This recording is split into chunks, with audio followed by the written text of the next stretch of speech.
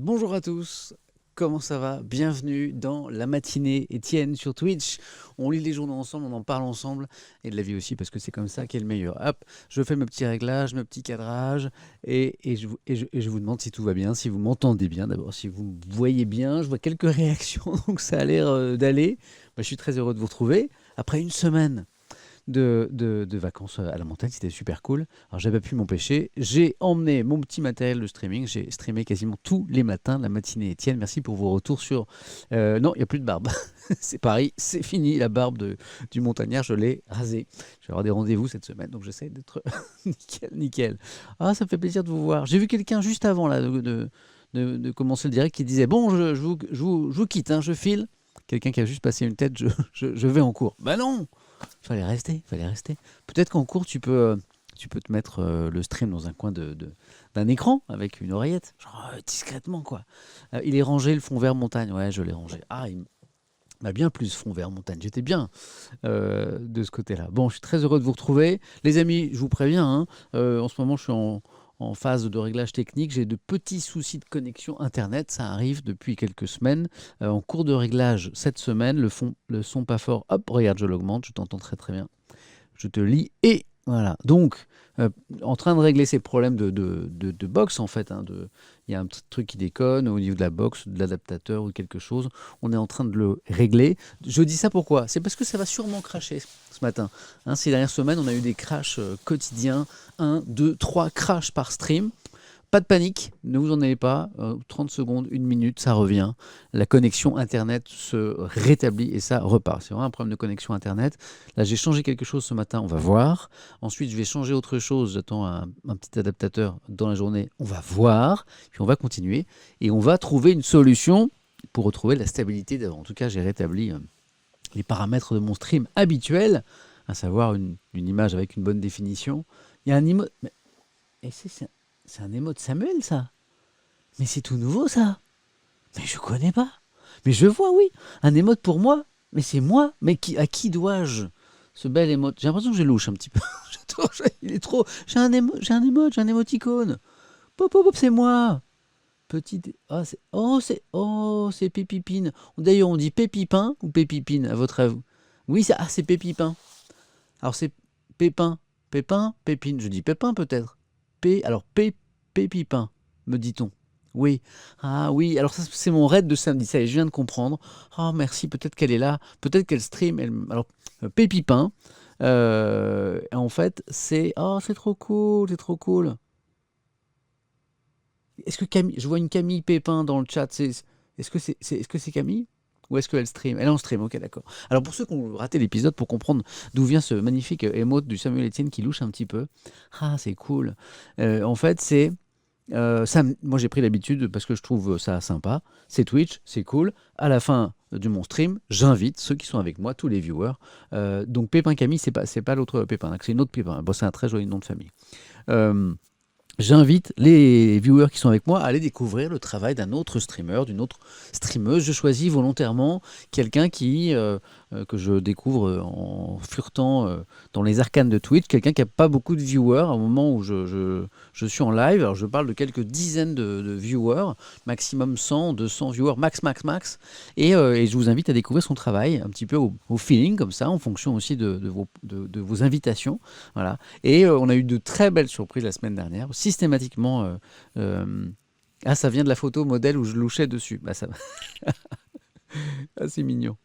Qu'est-ce que je voulais dire? Et donc, on a fait de belles découvertes, notamment Pépipin, puisqu'on m'a dit, on m'a dit, on m'a dit que ça se prononçait comme ça, qui est une jeune artiste belge d'origine installée en Normandie. Du coup, j'ai découvert son travail aussi, c'est extrêmement intéressant, qui fait du graphisme, qui fait du dessin, qui fait de très belles choses. Voilà, les petits pains de Pépipin, ouais, exactement. Et donc, eh ben, j'ai le droit à mon émote. Ah, je suis trop content, c'est trop cool, c'est une bonne surprise. Il y a un mec qui s'appelle Zerator, il est plutôt marrant, tu devrais le raid. Les gros streamers n'ont vraiment pas besoin de moi. Donc au contraire, je trouve vraiment ça hyper intéressant. Le côté très, très curiosité, très aussi démocratique, quoi, entre streamers, de s'épauler les uns les autres, voilà, et de faire découvrir le travail des autres. Voilà, donc ça c'est super. Bon, bah, vous voyez, je suis hyper bien remercié de ça, puisque j'ai le droit à mon premier emote, et il est vraiment superbe. Ah, merci, je lui enverrai un petit message, un petit DM sur Twitter pour la remercier, c'est trop cool. Bon, voilà. Pépin est en train de te regarder en live. C'est vrai. Alors j'espère que je prononce bien du coup, hein. Pépin, il faut qu'elle me dise en live. En DM sur Twitter aussi, parce que je déteste écorcher le nom des gens et elle me regarde. Alors, bon, alors, puisque tu me regardes, un grand merci. D'abord, sache, mais je te l'ai dit, je crois, en DM sur Twitter, que j'ai regardé longuement ta chaîne au moment où j'ai fait le raid, parce que tu avais l'air trop sympa. Et puis, j'ai pas regretté. Je suis resté un long moment. Et ça m'a fait plaisir d'abord de voir que tu étais contente de ce petit raid. Et puis j'ai découvert ton travail, et au-delà de ton travail, ta personnalité, extrêmement douce, extrêmement attachante. On voit que tu es quelqu'un qui, qui, euh, qui fait montre de bienveillance et qui donne sans doute beaucoup de bonheur aux gens qui t'entourent. Donc c'était agréable pour moi de te regarder. Et, et je voyais aussi le plaisir de tous ceux que j'avais invités à te découvrir. Voilà, qui a été super content. Je vous avais prévenu, j'ai une connexion internet qui est hyper instable. Je suis en train de travailler dessus. Ça va se réparer cette semaine. Voilà. Je ne pensais pas que ça arriverait si tôt. Voilà, j'ai un petit problème au niveau de mon opérateur internet. Il est sur le coup. Je ne pensais pas cracher au bout de 7 minutes. Ouais. N'hésitez pas à faire un petit F5 dans le chat. Voilà. Bon, ça va être compliqué.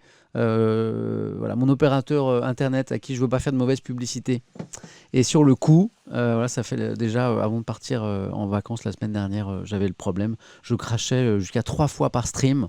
Donc là, c'est arrivé au bout de 7 minutes. Bon, c'est vraiment pas confortable, je suis désolé. Voilà. Mais je suis sur le coup, et je peux vous dire que je vais réparer ça au plus vite. Voilà. Notamment parce que dimanche prochain, dimanche 7 mars, premier invité à la maison. Premier invité à la maison. Alors, gros suspense, puisque je me suis mis d'accord avec cette personne, cette personnalité, pour ne révéler son nom que 2 jours avant. Donc, on devrait savoir, allez, vendredi matin au plus tôt. Hein. On saura vendredi matin au plus tôt, je vous dirai qui c'est. Et puis, je crois que samedi, on a une nuit de la culture aussi, avec Étoile. La 12e, parce que ça fait 1 an qu'Étoile m'a fait découvrir ce bel univers, ouais, avec Étoile. Ça, c'est samedi soir. Et on fera un truc sympa. Et peut-être qu'il viendra streamer la nuit de la culture depuis la maison. Et voilà. Alors, évidemment, il faut que je répare ma connexion Internet, qui est vraiment pas terrible. La preuve, on a craché au bout de 7 minutes de stream. C'est mon nouveau record. Avec un peu de chance, on va pas cracher d'ici 11 heures. Ce serait formidable. Et puis, peut-être qu'on va recracher. C'est pas grave, je vais quand même pas repasser en 4G. Voilà. J'ai fait un peu pleurer Pépipin. Oh, je suis désolé. Oh, voilà. Mais voilà, c'était une belle rencontre pour moi, donc j'étais super content. Bon, je l'embrasse très très fort. Vous n'aurez pas d'indice sur l'invité. Bon, désolé pour ce petit crash. J'espère qu'il va y en avoir très très peu. Pour ceux qui nous rejoignent pour la première fois, est-ce que c'est le cas? Est-ce qu'il y a des nouveaux ce matin? Sachez les petits nouveaux que je travaille sur la qualité de ma liaison internet et que je vais vous réparer ça à fond. Est-ce qu'il y a des petits nouveaux? Bonjour, salut Zorodia, salut, bienvenue. Bonjour du Japon, salut. F1, L1 asthmatique. Bon, j'espère que ça se passe bien quand même. Bonjour du Japon, merci à toi. Bonjour, je suis nouveau, salut. Yes, first, ok. Une émo de Samuel Crash sur Red Rigueur. Ouais, je la mérite celle-là, effectivement. Bienvenue les nouveaux. Ah, entre vous, vous accueillez, c'est super sympa. Je suis nouveau, bonjour tout le monde. Salut Julie, bienvenue. Bonjour ouais, super. Bah, alors, la matinée Étienne, c'est très simple. La matinée Étienne, on lit les journaux ensemble, on en parle ensemble et on parle de la vie aussi. C'est aussi simple que ça. Et bonjour à tous, je vois des bonjours de Lille, de Belgique, de Corse, de Vannes, de Rosny, des 7 écluses. Oh, je sais pas où c'est, mais ça a l'air sympa. De Sao Paulo, sérieux, de Tchétchénie. Vraiment, je serais très fier qu'on regarde de Tchétchénie, de Corée, c'est souvent des Sud-Coréens avec moi, de Nanterre, université sans doute, hein, je vois le U qui se balade, de Rennes, les Bretons sont là, de Roscoff, de Londres, d'Égypte, du Pays Basque, de Nissa la Belle, oui bien sûr, bonjour de Bordeaux, du Gabon, amis gabonais, je vous salue, bonjour de la zone B, on est encore en vacances, ouais, il y a encore une zone qui est en vacances pour une semaine, c'est cool, bonjour de la Belgique, bonjour de la République tchèque, bonjour de Montpellier, d'Angers, de Toulouse, de Grenoble, de Perpignan, de la Cité des Papes. Si ma mémoire est bonne, c'est Avignon. Bonjour de Liège. Bonjour de la Moselle, du Portugal, trop cool. De Prusse. Prusse, est-ce que ton clavier a fourché ou pas? Parce que je crois que la Prusse, ça n'existe plus. Ou alors c'était de la Russie et j'ai mal lu. Valenciennes, du Tarn, Budapest, Grenoble, Clermont, Corée du Nord, je n'y crois pas. Au niveau de la connexion en fibre, c'est moyen là-bas. Mais j'ai toujours des gens qui me saluent ou de l'espace ou de la Corée du Nord. Cette espèce de blague qui revient toujours. Moi, je valide à mort ce genre de... Je cherchais mes applauses de blague. D'Angleterre, Moucron ou Mouscron en Belgique, je ne sais jamais si on prononce le S. Est-ce que tu peux m'éclairer là-dessus? Je déteste écorcher les noms de villes. Mouscron. Ah, la Prusse n'est plus un pays, mais la région existe toujours. Pop, ça se vérifie, ça, tout de suite. Allez, j'ai appris quelque chose à propos de la Prusse. Allons voir. Alors, bougez pas. Tac, Prusse. Parce que moi, je suis là pour raconter des trucs et je suis là aussi pour apprendre. Toc, allons voir ce que nous dit Wiki à ce propos. Ok. Alors, écoute. Alors là, la fiche que je trouve sur la Prusse est vraiment une fiche historique, hein, d'un territoire d'un pays qui n'existe plus, hein, la Prusse. Moi, j'étais resté là-dessus et je ne vois pas une région qui serait aujourd'hui la Prusse. Quelqu'un vient de me dire dans le chat, l'État n'existe plus, mais il y a une région aujourd'hui qui s'appelle la... Il y a une deuxième page, Wiki, Prusse, région. Attends, le plus simple, c'est que je tape Prusse, région. C'est ça qui est cool. Voilà, moi, c'est ce que j'aime dans cet univers, c'est que régulièrement, on me corrige sur certains trucs. Est une région historique dans le nord-est. Ok. Donc, est une région historique dans le nord-est de l'Europe centrale. Ok. Elle doit son nom à une déformation d'un des peuples autochtones, les Prussiens, on s'en doutait. La région ne doit pas être confondue avec le royaume de Prusse, hein, avec l'ex-Allemagne, bien sûr. Hein. Alors donc aujourd'hui, a priori, la région existe toujours. Et voilà. Avec Königsberg, par exemple, et Gdansk. Ok, je regarde l'histoire, on va à la fin. C'est le côté journaliste, j'aime bien vraiment être sûr de ce que j'ai appris. Voilà. Est-ce que vous me confirmez que c'est une région pas très claire, la fiche wiki, je trouve. Mmh. Mmh. Pas très clair. Je lis, hein. Histoire. Ouais, d'accord. Pour ceux qui nous rejoignent, on s'interroge si effectivement la Prusse fut un État, bien sûr. Quelqu'un m'a dit, mais aujourd'hui c'est encore une région. Une province, disent certains. Je vais taper province alors, parce que je déteste ne pas comprendre quelque chose. Vous aussi d'ailleurs, c'est pour ça que vous êtes là. Oh là, on prend du retard sur l'info là. Province de Prusse. Ah là, je ne trouve pas. Hein. Quel pays est la Prusse aujourd'hui? Ok. La Prusse aujourd'hui n'a plus aucune existence légale ou politique. Elle peut être considérée comme un État démantelé. D'accord, ok. Capitale de Prusse orientale. Province allemande aujourd'hui disparue. Certains me disent qu'il faut se méfier de Wikipédia. Vous savez, Wikipédia, c'est un super instrument dont on a beaucoup douté, mais qui est devenu extrêmement fiable. Tiens, un exemple tout bête. Ce week-end, j'ai lu des articles. J'ai lu des articles me concernant à propos de Twitch. Hein. Il y a pas mal d'articles en ce moment. Il y a beaucoup d'articles évoquant Twitch et votre serviteur parfois. Et il y avait des infos. Sur moi, hein, sur mon parcours, sur les choses que j'ai faites. Mais désolé. Attendez, hop. Ici. Des infos sur moi. Alors ma fiche Wikipédia était beaucoup plus précise. Il y a moins d'erreurs. Il n'y a quasiment pas d'erreurs dans ma fiche Wikipédia, voire zéro, parce qu'elle est contribuée par plein de gens qui veillent à la vérification des infos. Et pardon pour mes confrères journalistes, mais il y avait plus d'erreurs dans les articles de mes confrères journalistes qui pourtant étaient censés m'avoir interrogé et avoir cherché, que dans ma fiche Wikipédia. Donc voilà. Donc le Wikipédia, c'est devenu, je crois, aujourd'hui un instrument extrêmement fiable. Bon, les amis, on y va, c'est parti, parce qu'on a pris du retard, il est 9h47. Est-ce que c'est moi qui gère la page? Non, c'est pas moi qui gère ma page. Moi, je fais confiance à l'esprit Wikipédia, hein, à savoir que voilà, ce sont des gens qui bénévolement nourrissent la page, l'amendent, la fait évoluer. Moi, j'ai constaté que plus on avançait dans le temps, plus les pages Wikipédia étaient fiables. Alors, bien sûr, pour les plus grosses, bien sûr. Voilà. Bon, moi, je trouve que c'est un instrument, très fiable, devenu très fiable aujourd'hui, en tout cas pour les grosses pages. Pour les petites pages, bien sûr, parfois, il y a des débats, mais d'ailleurs, Wikipédia le signale souvent en haut de la page. Attention, cet article, je crois qu'ils ont une phrase clé qui dit cet article est sujet à caution, ce genre de choses. Voilà. Bon, les amis, on va pas parler de Wikipédia. Certains me lancent sur SNK, saison 3, etc. Non, on va parler des journaux, sinon on va jamais y arriver. J'ai trop de choses à vous raconter. Je suis devenu trop bavard. On y va, les amis? Bon, je vous montre d'abord ce qu'il y a en une de la presse nationale. Après, on rentrera dans cette presse nationale, on lira les articles, des choses vraiment passionnantes ce matin, à l'international, comme vous le voyez avec cette une du Monde, mais aussi avec l'actualité en France. Et puis, on ira voir aussi, bien sûr, la presse en région. C'est parti. Et désolé encore pour le crash de tout à l'heure, pour ceux qui nous rejoignent, j'ai une connexion Internet un petit peu sensible en ce moment, ça peut cracher, mais ça revient au bout de 30 secondes, une minute. N'hésitez pas à revenir et à rafraîchir. Le Monde revient sur l'affaire Khashoggi, cet opposant saoudien qui a été assassiné dans des circonstances atroces, et Washington accuse officiellement le prince héritier saoudien Mohammed Ben Salman, celui qu'on nomme parfois MBS. Donc c'est vraiment un tournant dans cette affaire.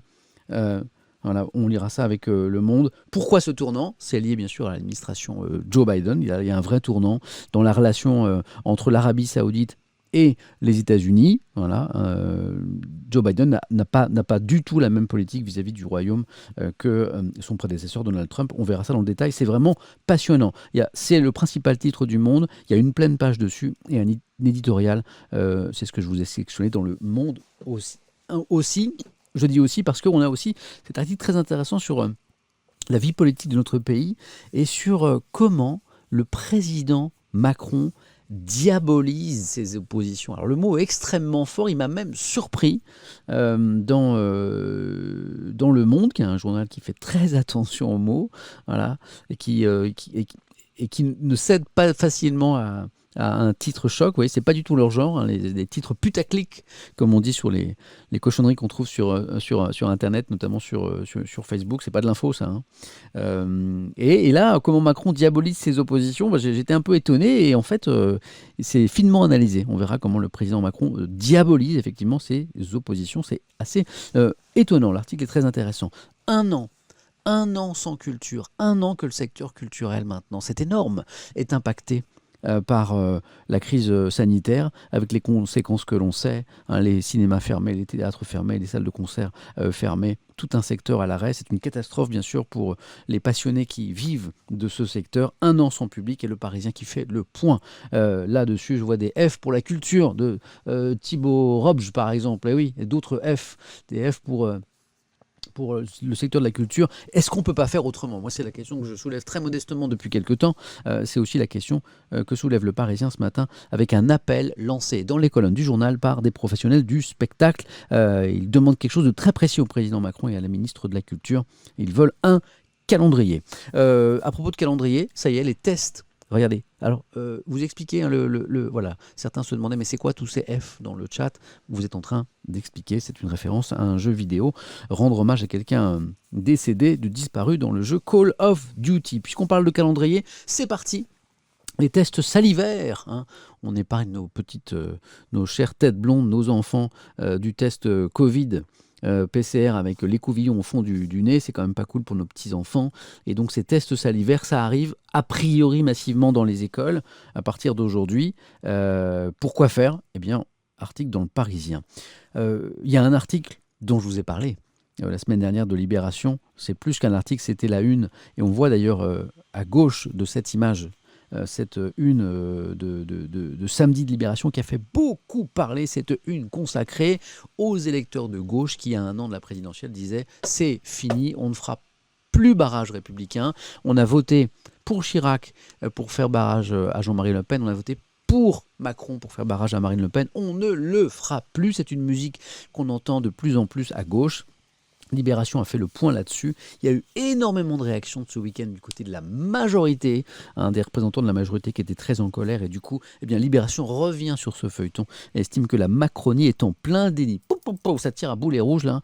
Ça tire à balles réelles entre Libé et la majorité. C'est extrêmement intéressant comme feuilleton à suivre. La question est de savoir si effectivement une majeure partie du peuple de gauche, comme on dit, ne va pas voter pour le candidat républicain face à Marine Le Pen si le second tour, le même second tour que la dernière fois se reproduit. C'est toute la question. C'est très très dur à mesurer, bien sûr. En tout cas, Libération estime que ça monte et qu'il faut faire attention. Grâce à Libération, on fera le point sur ce qui se passe en Birmanie. Et c'est un point très triste puisque le journal constate que la répression monte d'un cran, de plus en plus de morts au quotidien en Birmanie. On verra ça ensemble. La une du Figaro ce matin sur la loi climat, ça y est, qui arrive à l'Assemblée. Oh là là, cette loi climat, censément prenant en compte les conclusions de la Convention citoyenne pour le climat. Je dis bien censément parce qu'il n'y a qu'une seule partie des travaux de cette convention qui a été reprise pour ce projet de loi d'origine gouvernementale, cette loi climat qui arrive à l'Assemblée. Alors, elle va faire, a priori, elle va créer beaucoup de tensions à l'Assemblée, c'est ce que pensent la plupart des journaux. Macron face au piège de l'écologie radicale, c'est l'analyse du Figaro. C'est une analyse assez spécifique, mais on la lira parce qu'elle est intéressante. Un exécutif qui est pris entre deux feux. Quels sont ces deux feux? On le verra ensemble. Ah, on fera un petit sondage là-dessus. C'est le nouveau réseau social, Clubhouse, dont tout le monde parle. C'est un réseau social qui est fondé sur la voix. Qu'est-ce que ça vaut? Est-ce que c'est intéressant? Est-ce que vous y êtes? Est-ce que vous avez envie d'y aller? Bonjour à ceux qui arrivent à l'instant. Salut Pop Gremlins. Bah, t'as de la chance, t'as pas eu le droit. T'as échappé à mon premier crash. J'ai commencé à 9h02, à 9h07. Paf, j'ai crashé.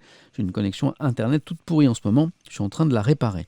Donc, puisqu'on parle d'Internet, le nouveau réseau social qui fait tant parler, jeu de mots, puisque on y parle. C'est un réseau social où on parle, sans images, sans chat, sans bon. Qu'est-ce que ça vaut? Est-ce que c'est intéressant? On verra ça, c'est dans le Figaro. Sarkozy. On parle beaucoup de Nicolas Sarkozy, de l'ancien président, ce matin dans vos journaux. D'abord parce qu'il y a un jugement qui va tomber dans l'une des affaires où il est inquiété, poursuivi aujourd'hui.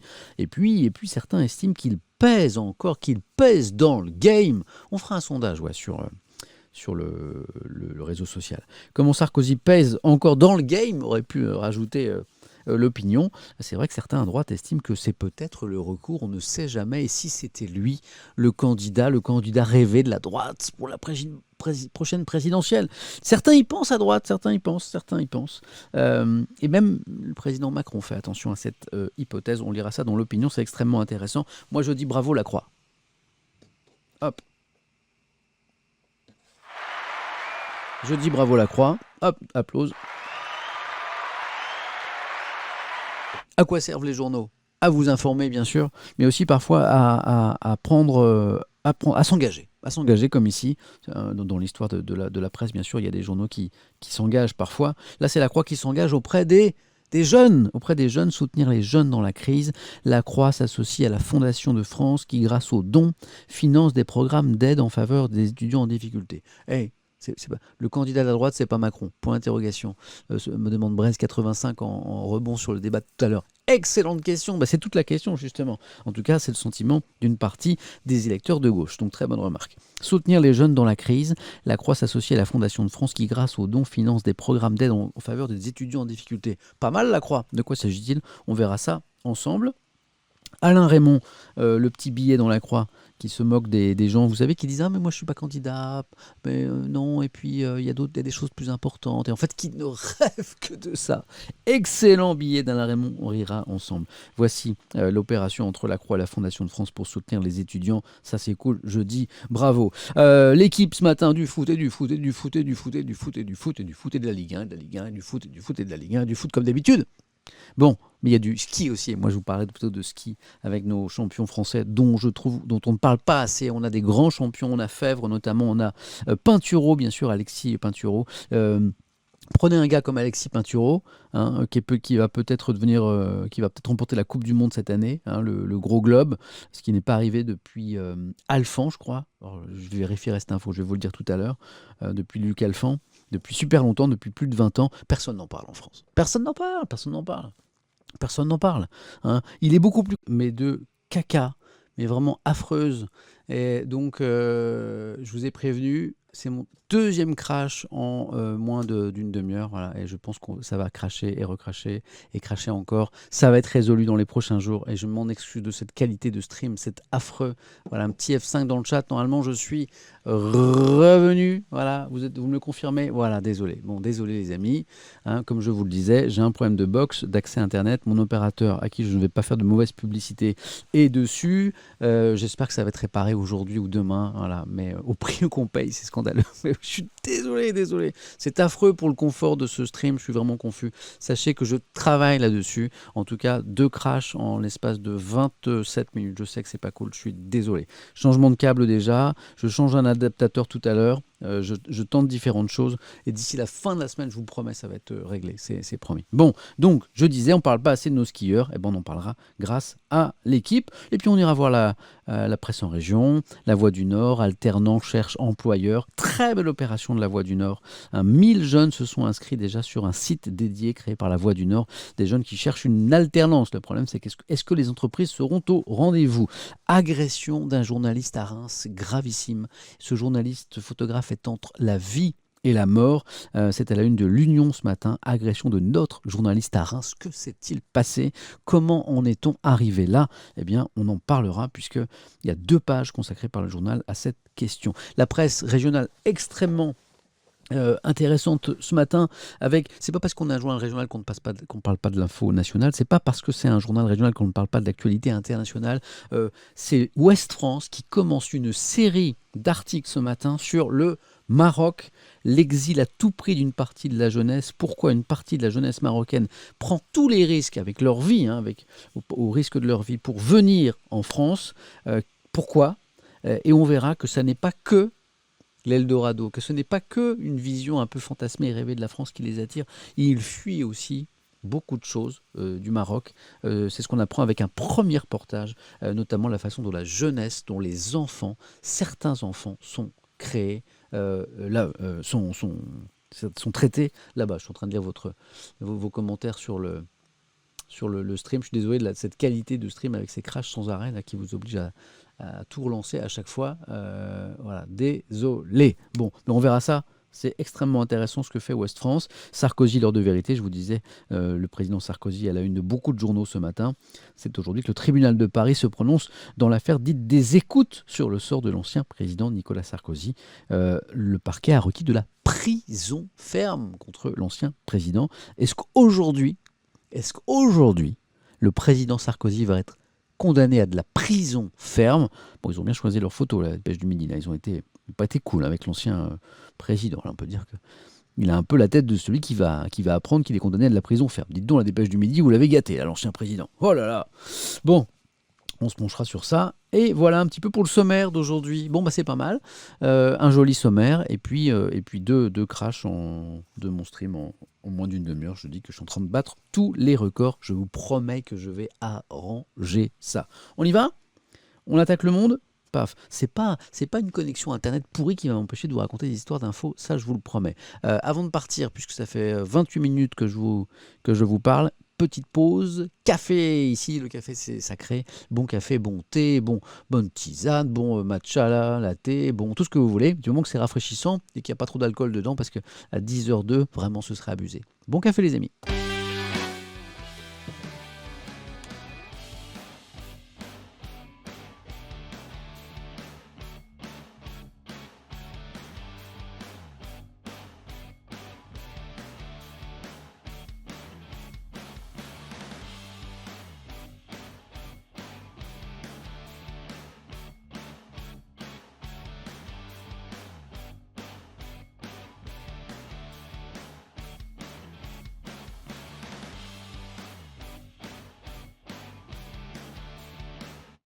Ah, ça fait tellement de bien. Bon, pour ceux qui sont là pour la première fois, le café, si c'est une religion, j'ai mon thermos qui m'accompagne toujours. Pourquoi un thermos? Parce que c'est mieux qu'une tasse qui se balade au-dessus des claviers des ordinateurs, ce que j'ai fait quand même pendant une semaine à la montagne. Allez, on y va, on profite que la connexion Internet semble stable et nous crache pas trop pour lire ce dossier passionnant du Monde.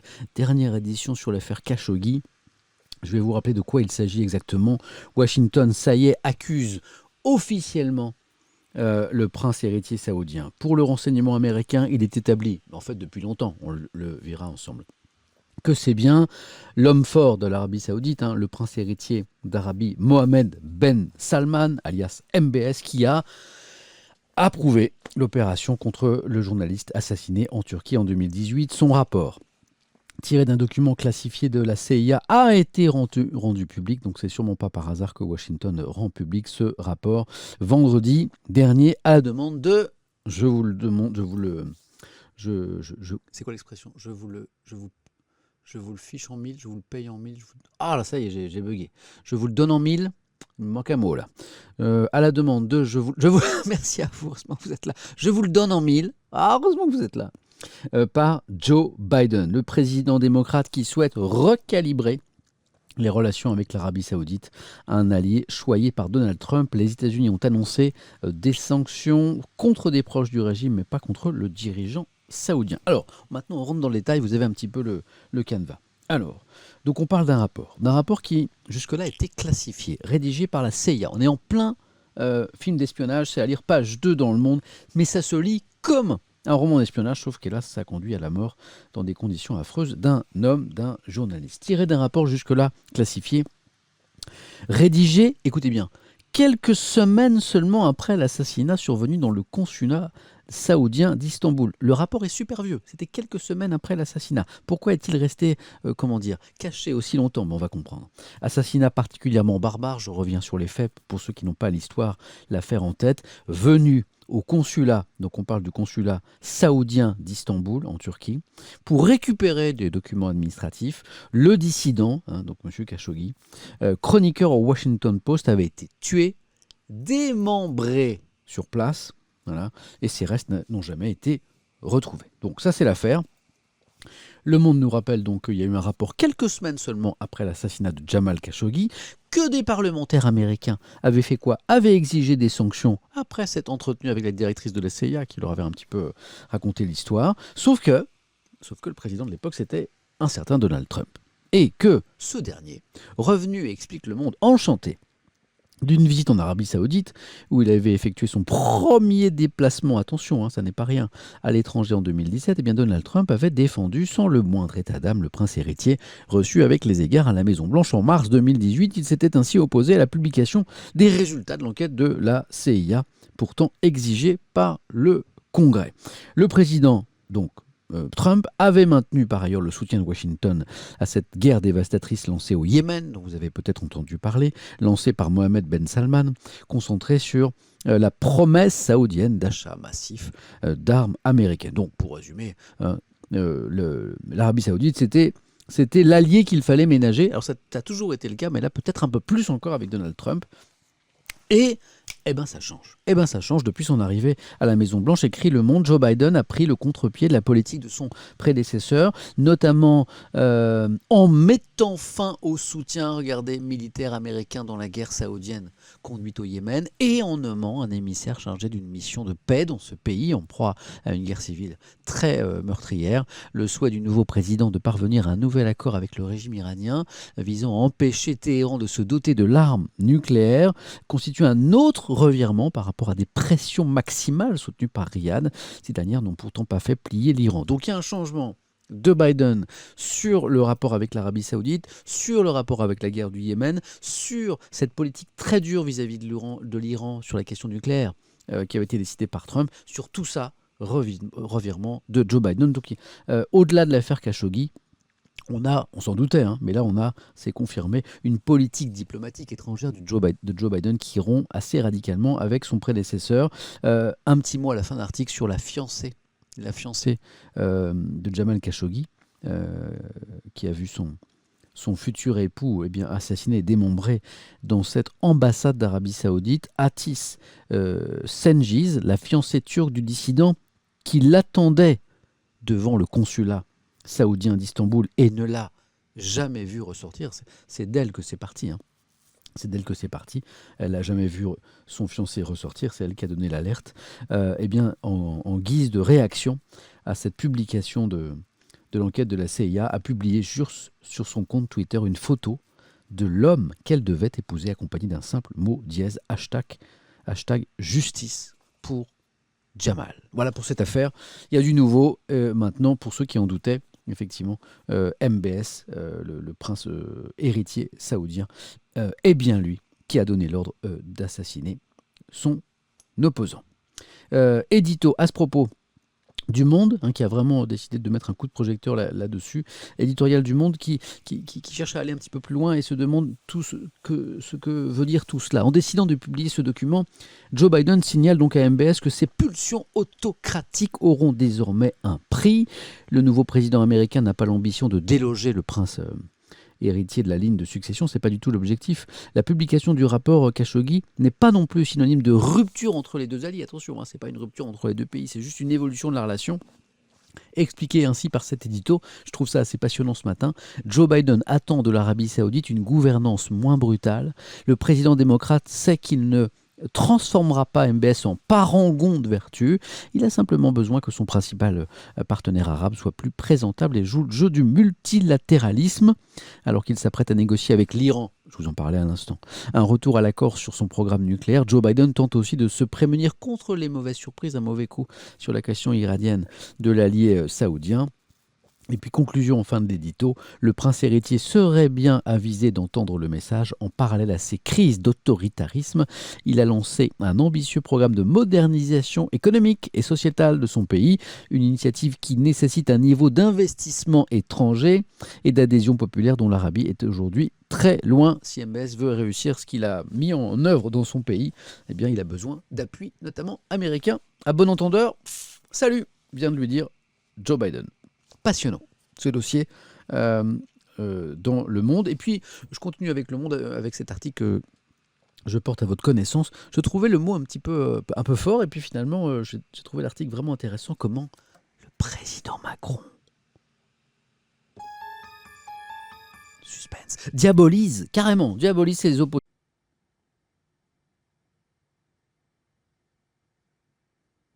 Les amis, je suis de retour et je m'excuse encore pour la qualité affreuse de ce stream. Voilà, on en est au troisième crash depuis ce matin. Je vous dis que j'ai une connexion Internet que je suis en train de réparer. C'est imminent. Je pense que je vais réparer aujourd'hui, demain ou plus tard. Je suis désolé. Voilà, je suis vraiment confus de vous infliger cela. Je viens de faire une petite modif. Donc, je ne suis pas sûr que ça suffise, mais j'ai réduit la qualité image de ce que je vous envoie. J'ai réduit l'ambition technologique de ce stream.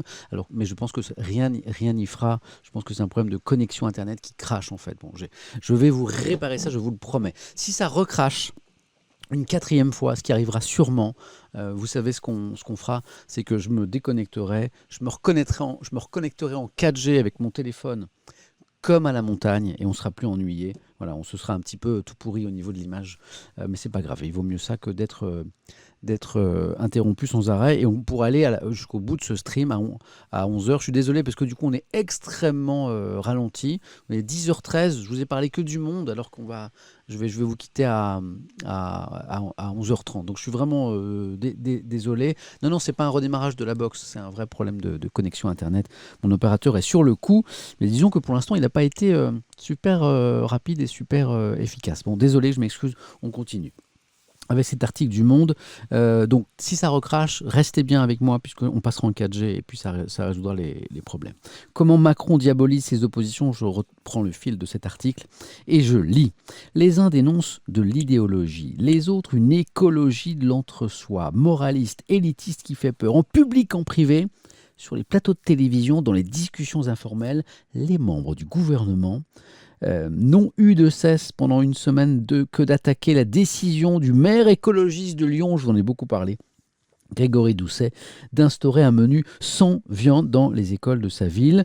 Nous avons eu le sentiment que cette majorité fait feu de tout bois pour nous diaboliser, a déclaré Julien Bayou, qui est le secrétaire national d'Europe Écologie Les Verts, qui voit un signe de fébrilité à un an de la présidentielle de 2022. On ne revient pas sur l'histoire du menu unique à la cantine sans viande, mais avec du poisson et des œufs, que la mairie écologiste de Grenoble a décidé, parce que a dit que c'était plus simple en cette période de crise sanitaire, ça a été tout de suite énormément critiqué, pas seulement par les lobbies de l'agriculture, mais aussi par une partie de la classe politique, notamment la majorité. Et pour les écologistes, eh bien, c'est une façon de les diaboliser. C'est aussi un petit peu l'analyse du Monde ce matin, pas qu'un petit peu d'ailleurs.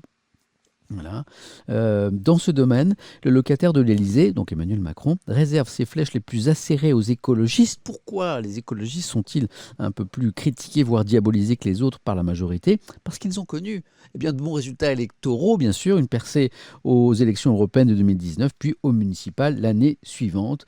Comme le résume un ministre, la finalité de cet affrontement revient à déterminer qui est le deuxième à côté de Marine Le Pen.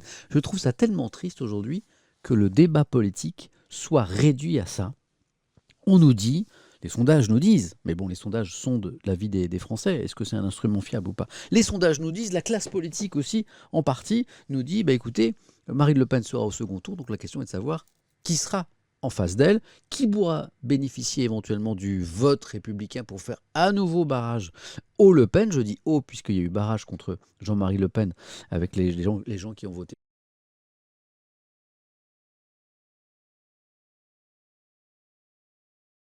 Les amis, bonne nouvelle. Alors j'ai une très bonne nouvelle.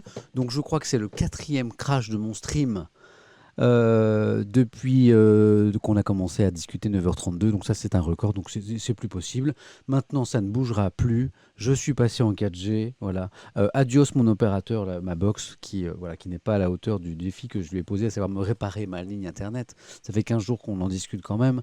Donc j'ai changé le câble. J'attends un nouvel opérateur. On arrête. Je passe en 4G comme à la montagne. J'ai réduit un petit peu la qualité de ce que vous recevez en termes d'image et de son. Voilà, on est en 4G et maintenant on ne sera plus interrompu. Voilà, ça va me coûter une blinde en forfait, on s'en fout. Au moins on ne sera plus embêté jusqu'à 11h. C'est promis, maintenant ça ne sautera plus. Enfin, je l'espère, sinon j'aurai l'air malin. Voilà, je vais réparer tout ça, vous inquiétez pas, notamment avant mon grand invité de dimanche. Bon là, jusqu'à 11h30, on est en 4G, ça bougera plus. Donc on a vu avec Le Monde comment le président Macron essayait de diaboliser ses oppositions. Non, je ne vais pas balancer l'opérateur parce que je pense que ça pourrait arriver à n'importe qui. Ça ne fera pas avancer le schmilblick, comme disait Coluche. 1 an, les gars, regardez la une du Parisien. 1 an sans public, ça fait 1 an que le secteur culturel en France est impacté par la crise sanitaire. C'est énorme. Et dans le Parisien ce matin, des professionnels du spectacle lancent un appel dans les colonnes du journal. Ils veulent être fixés, ils veulent savoir, ils veulent un calendrier pour la reprise. Et la ministre de la Culture leur répond. Il y a une interview de Roselyne Bachelot qui leur répond que c'est pas possible, c'est chaud. Ouais, ça va faire 1 an, hein, et ils en peuvent plus. Ils n'en peuvent plus d'attendre. Regardez, c'est page 2 du Parisien. 1 an après les premières fermetures, une vingtaine d'acteurs du secteur viennent de lancer en exclusivité, c'est sur leparisien.fr, vous pourrez aller voir, une lettre ouverte à qui? Au chef de l'État. Sous la Ve République, c'est lui le patron, bien sûr, pour la réouverture des lieux culturels. Le dossier est extrêmement bien fait. Lisons le Parisien ensemble ce matin. Nous sommes le 29 février 2020. Retour en arrière, c'est pas la date d'aujourd'hui, les amis. Nous sommes le 29 février 2020. Olivier Véran, tout juste nommé ministre de la Santé, annonce plusieurs mesures pour freiner l'épidémie de Covid qui gagne du terrain. Parmi elles, l'annulation des rassemblements de plus de 5000 personnes dans les lieux fermés et le lendemain, la fermeture des cinémas et des salles de spectacle dans les premiers départements touchés. C'était il y a bien 1 an que le secteur culturel a commencé à être impacté par cette crise sanitaire. 1 an a passé. Et les professionnels du secteur se mobilisent aujourd'hui à travers cette lettre ouverte adressée au chef de l'État. Le nom de ce mouvement, #rebranchons la culture. Je trouve que le titre du hashtag est bien trouvé. Ce que réclament ces signataires, que réclament-ils? Une vingtaine d'organismes culturels de premier plan, ce sont les signataires, un calendrier, voilà ce qu'ils veulent, un calendrier, un cadre de réouverture des lieux, pas dans 1 mois, pas dans 2 semaines, non, maintenant, ils veulent un cadre, ils veulent un calendrier maintenant. Les signataires de l'appel lorgnent sur ce qui se passe de l'autre côté de nos frontières. L'Espagne a rouvert ses salles de cinéma, de spectacle, avec un protocole sanitaire strict. L'Italie, des musées rouverts dans plusieurs régions. L'Angleterre, pays le plus endeuillé d'Europe, a annoncé un calendrier de réouverture. Donc, si c'est possible chez nos voisins, c'est possible chez nous, estime les lieux culturels français. On est des professionnels de l'accueil. Qui dit ça? C'est Malika Seguino, qui est directrice générale du PRODIS, le syndicat qui regroupe 400 producteurs de spectacles musicaux, d'humour et de festivals. On veut dire à l'État, faites-nous confiance. Voilà pour cet appel lancé dans le Parisien. Moi, ça fait un petit moment que je dis que j'ai le sentiment que tout n'est pas fait pour permettre à ce secteur culturel de respirer. Il y a des aides, bien sûr, hein. En France, on le fait et c'est très très bien. Il y a des aides, mais ça ne suffit pas. Il faut peut-être trouver, avec le maximum de précautions sanitaires, peut-être, mais des protocoles, hein, pour permettre à ces lieux culturels de respirer un petit peu, les cinémas, les théâtres, les musées. C'est mon humble avis. Je ne partage pas souvent mon opinion, mais je pense qu'on peut faire plus que ce qu'on ne fait. Regardez ce dessin de Rançon ce matin dans le Parisien, qui résume joliment l'histoire. Président Samuel, c'est trop sympa. Depuis 1 an, on vit comme dans huis clos de Sartre, dit monsieur. Depuis 1 an, on vit comme dans huis clos de Sartre. Qui sait, demande madame. 1 an sans culture, c'est l'enfer. Voilà. Les salles de muscu, c'est autre chose. C'est un autre débat. On l'abordera peut-être, les salles de sport. Moi, j'en suis privé. Moi qui aime bien me mettre au chaud l'hiver, je suis bien coincé. Du coup, je fais du gras. C'est comme ça. Puisqu'on parle de calendrier pour les lieux culturels, voici un autre calendrier. C'est parti pour les tests salivaires, nous apprend le Parisien ce matin. Dans les écoles, nos enfants seront donc privés du plaisir de se faire gratatiner le fond du nez avec ces écouvillons. Je ne suis pas grand fan du truc, même si j'ai dû le faire pas mal de fois. Ils n'auront pas ça, ils auront des tests salivaires. Ça a l'air très très efficace. Pourquoi faire? Comment? Explication du Parisien. Réclamé par les enseignants et par les élus, le dépistage des élèves monte en puissance dès aujourd'hui. On fait pas du gras, on augmente notre surface de caresse, me dit Lucky Tractor, c'est tellement mignon. Faut fermer les écoles, me dit Kivix. C'est un débat, ça. Faut fermer les écoles. Voilà. Dernière chance avant fermeture des écoles. Justement, voilà. C'est tout le débat. Objectif, briser les chaînes de contamination. Je vous lis une partie de l'article. Alors que le pays est en proie à une flambée épidémique, la zone C reprend aujourd'hui. C'est l'académie notamment de Paris, de Créteil et de Versailles. Une semaine après la zone A, Bordeaux, Lyon, Poitiers et consorts, la rentrée de la zone B, Aix-Marseille, Lille, Nancy, Metz notamment, c'est le 8 mars. En tout, 8 millions d'élèves reviennent sur les bancs de l'école, pas anodin alors que 20 départements sont désormais placés sous surveillance renforcée. Alors pour briser les chaînes de contamination, la question de la fermeture des écoles est plus que jamais posée. Quelqu'un nous interpellait à ce sujet ce matin, mais le gouvernement dégaine cette semaine son arme fatale pour éviter cette fermeture des écoles. Les tests salivaires, un dépistage massif, nous promettons. Méfions-nous des promesses sur la crise sanitaire, on a parfois été beaucoup déçus. Donc c'est pour ça que je mets des guillemets. D'ailleurs, le Parisien aussi, regardez, un dépistage massif. Hein, regardez, vous les voyez les guillemets là? Hop, c'est tout petit, mais il y a des guillemets. Le Parisien prudent aussi. 300 000 tests par semaine d'ici à la mi-mars, a promis la semaine dernière Jean Castex. Alors, est-ce qu'ils seront là? Est-ce qu'ils seront là les tests? On a été échaudés, sur les masques, sur les tests, les PCR, sur les vaccins. Donc voilà, promesse. On verra si elle est tenue. Ils seront déployés dans les zones à risque, ces tests salivaires, notamment les départements en surveillance renforcée. Pas de réitération de l'opération. Ce sera un one-shot dans chaque établissement. C'est extrêmement intéressant. Ce ne sera pas un test toutes les semaines, ce ne sera pas un test tous les mois. A priori, ce qui est prévu, ça peut évoluer. C'est un one-shot. C'est on prend une école, bim, on teste massivement toute l'école, et puis s'il y a des enfants qui sont contaminés, bien sûr, on les isole une semaine ou deux. Cette opération commando sera-t-elle suffisante? C'est toute la question, c'est la question qu'on se pose. Ouais, seulement one shot, Noix de Coco 83, seulement one shot. Moi aussi j'ai été surpris, a priori c'est ce qui est prévu. Inutile donc, me disent certains. Écoute, moi j'ai pas d'avis, je suis un petit peu, comment dire, dubitatif, le mot est fort, mais je m'interroge quand même sur ça. Voilà. Mais bon, c'est présenté comme le dit le Parisien ce matin, une dernière chance avant une fermeture des écoles. Est-ce qu'on va échapper à cette fermeture des écoles? Bien malin celui qui pourrait le dire. Allons-y, on a vraiment une belle presse nationale ce matin. Ça crache plus. Pour ceux qui nous rejoignent que maintenant, vous avez échappé à 4 crashs de mon stream en direct. La faute à une liaison internet défectueuse. Du coup, je suis repassé en 4G à l'ancienne. Regardez la une de Libération, c'est la suite du Libération de samedi. Pour ceux qui n'étaient pas là samedi, Libération samedi a publié une et un dossier sur ces électeurs de gauche qui disent basta, c'est fini. On ne votera plus pour Macron. même si le prochain second tour, comme les sondages l'annoncent, c'est Macron-Marine Le Pen comme la dernière fois, c'est fini, on nous a entubés, on va dire, voilà. On a été roulé dans la farine, c'est ça que je voulais dire en fait. Voilà, on a apporté nos voix de gauche au président Macron, mais c'est une politique de droite qui est menée, et donc, eh bien, les électeurs, une partie des électeurs de gauche disent à Libération, qui fait remonter un petit peu l'info, c'est fini, hein, le vote républicain, etc. Et tout. Débrouillez-vous. Ça a fait réagir énormément les représentants de la majorité LREM, La République En Marche, ce week-end, on le comprend.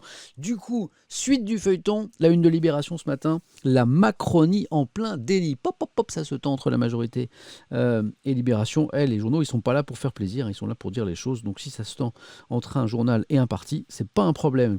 Tout au long du week-end, écrit Libé ce matin. La une de Libération sur ces électeurs qui refusent de voter Macron pour faire barrage à Le Pen en 2022 a suscité de violentes réactions de LREM. Derrière les cris d'orfraie, le sujet inquiète la majorité et interpelle la gauche, évidemment. Alors, qu'est-ce que je vous lis ce matin? D'abord, ce très joli titre. Moi, j'aime tellement les titres de Libé. Mais regardez ce caviar. Macron-Le Pen, une qui ne compte pas pour les prunes. Et puis vous avez, bon, je ne vous ai pas mis la page suivante, mais une photo de Marine Le Pen, la blonde, et ça nous renvoie à Lio. Tintin, les brunes qui comptent pas pour les prunes. Je vais pas chanter Lio ce matin, parce que je cherche déjà à m'excuser pour mes crashs de stream, là, le 4e. Si en plus je vous casse les oreilles avec Lio, donc rassurez-vous, hein, je sais que certains quittent massivement le stream dès que je me mets à chanter, et donc ce matin vous n'aurez pas de Lio, je ne chanterai pas les brunes qui comptent pas pour des prunes. En revanche, je valide ce titre, hein, une qui ne compte pas pour les prunes, et on va sur l'édito d'Alexandra Schwarzbrod qui est à gauche, là, excellente édito, comme toujours, d'Alexandra Schwarzbrod, c'est souvent assez juste. Déconnecté, c'est le titre de l'édito. L'hystérie de la majorité ce week-end. L'hystérie de la majorité ce week-end, engendrée sur les réseaux sociaux, les plateaux télé, les radios par la dernière une de Libé en dit long. Que disait cette une? Rappelons que le peuple de gauche, qui a fait barrage en 2017 contre Marine Le Pen en votant pour Macron, rappelons aussi qu'il a fait barrage à Jean-Marie Le Pen en votant pour Chirac, l'édito ne le rappelle pas mais je le rappelle, n'entend plus se faire voler son élection, le Front républicain c'est fini. Alors, l'attention, petit bémol sur l'édito. Elle dit le peuple de gauche n'entend plus se faire voler son élection. Au moins une partie. Est-ce que massivement les électeurs de gauche, en cas hypothétiquement de nouveau second tour, Emmanuel Macron, Marine Le Pen, est-ce que majoritairement le peuple de gauche, cette fois, refuserait de voter le président Macron pour faire barrage? On ne le sait pas, ça. On ne le sait pas. Et Libération ne le sait pas. Et Alexandra Schwarzbrod ne le sait pas non plus. Donc quand elle dit le peuple de gauche, là je mets juste un bémol, elle me dit mais comment le sais-tu? Non. Une partie du peuple de gauche le dit aujourd'hui, et ça c'est sûr, et ça suffit à rendre le dossier intéressant. Donc moi je le dis, une partie du peuple de gauche dit c'est fini le Front républicain. Voilà. Alexandra Schwarzbrod rappelle que c'est pas une position du journal, c'est pas Libé qui dit ça, qui dit Libération ne dit pas en cas de second tour bis repetita, il faudra pas voter Macron. C'est pas une prise de position du journal, c'est un ressenti, c'est une remontée d'informations. Un constat, écrit la journaliste, nourri par les retours d'un appel à témoignage et aussi par les remontées du terrain. Et l'édito se termine ainsi. Ce n'est certainement pas en fustigeant Libé, puisque manifestement plusieurs responsables de la majorité ont critiqué Libération ce week-end. Ce n'est certainement pas en fustigeant Libé, comme l'ont fait ce week-end des barons et des baronnes de la Macronie, eh bien qu'ils vont renverser la situation. Leur surprise, leur colère montrent au contraire à quel point ils sont déconnectés du terrain.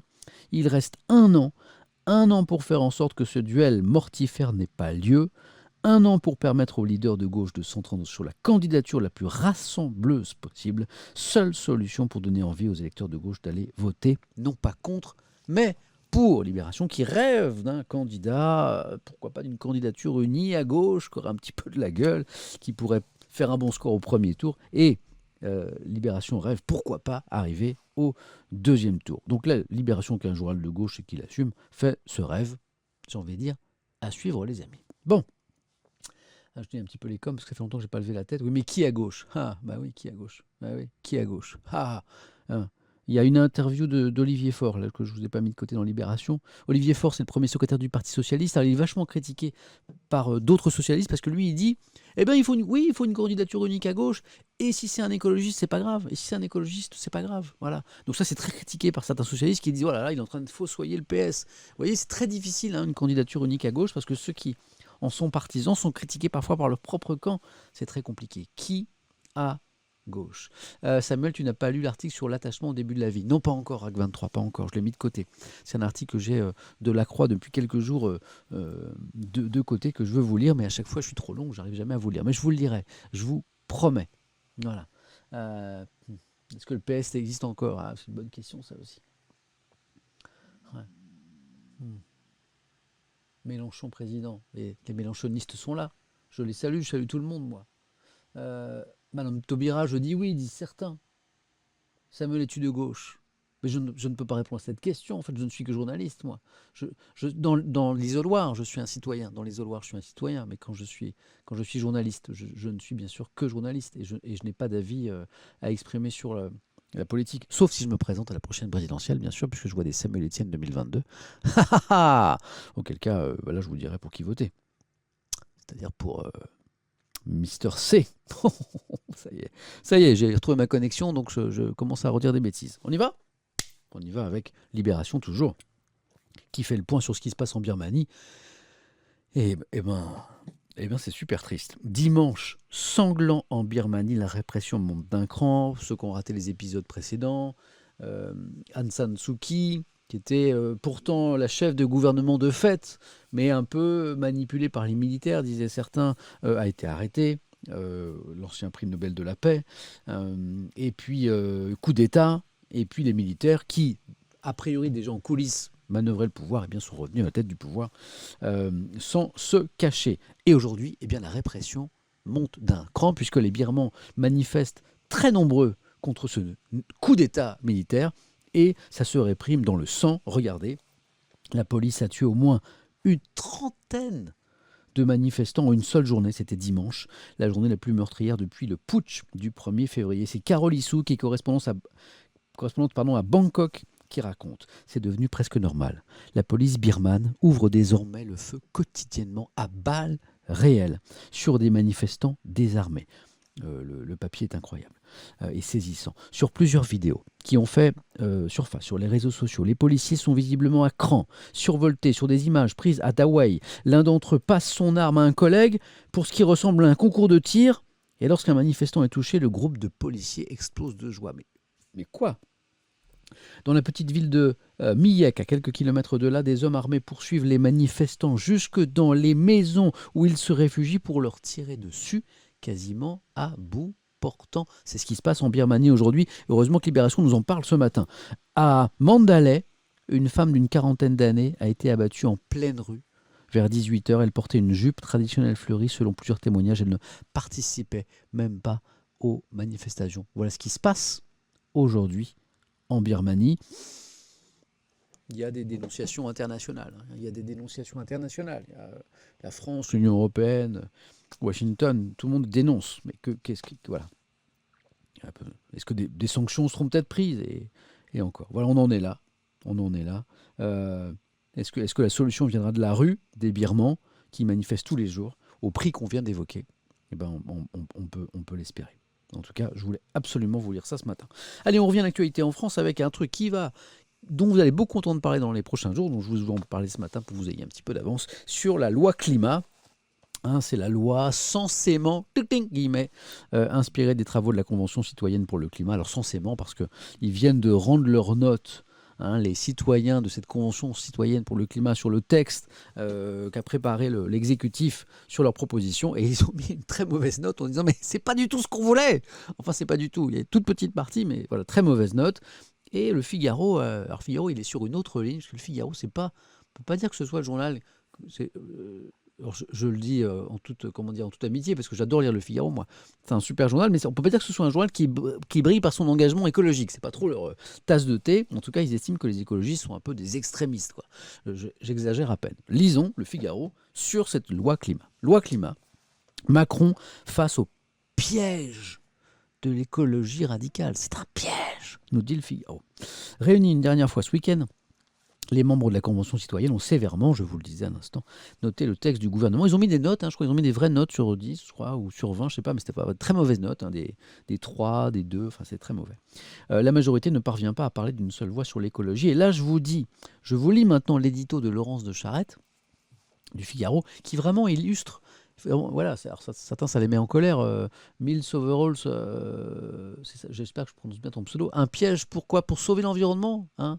Il se pose la question. 2,3 sur 10. Il y a eu plusieurs. 3,3 sur 10 en moyenne finale, me dit Nexorius. Merci pour ta précision. Voilà.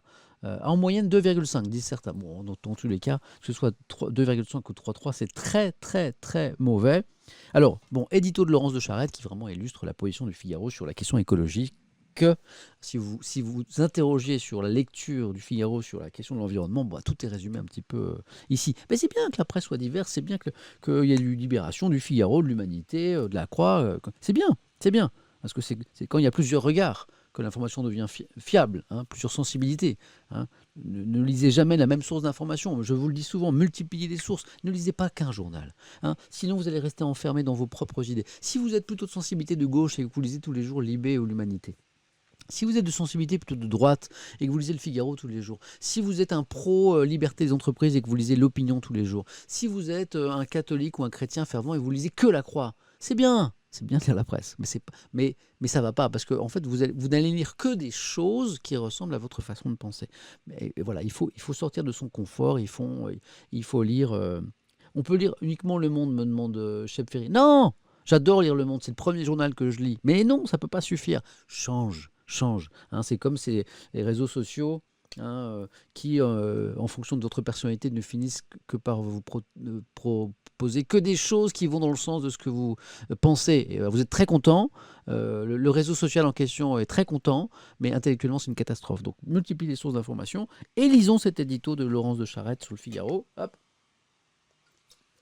Sur l'écologie, café. La parure verte du président. En plus, il y a des choses intéressantes dans l'édito. Hein. Revêtir comme il sied les atours de l'écologie n'est pas chose si aisée. C'est bien écrit en plus. Et c'est à ces dépens qu'aujourd'hui Emmanuel Macron la prend. Au lendemain des municipales, il a paru à l'ensemble de la classe politique, tu m'étonnes, qu'il fallait désormais pour en être enfiler la parure verte, puisque les écologistes avaient eu d'excellents résultats. Évidemment, on voulut au gouvernement faire bien les choses. Plus qu'un programme, l'écologie, c'est une démarche, une disposition, une attitude. Il faut la vie qui va avec. L'Élysée, c'est vachement bien écrit. L'Élysée inventa donc la Convention, 150 citoyens promus dans cette Convention citoyenne pour le climat. Envoyés en mission contre le réchauffement climatique, écrit Laurence de Charette. Hélas, comme l'écrit la journaliste, la créature, ça te fait peur ça, je vais mettre la musique de la créature. Hop, créature, musique de la créature.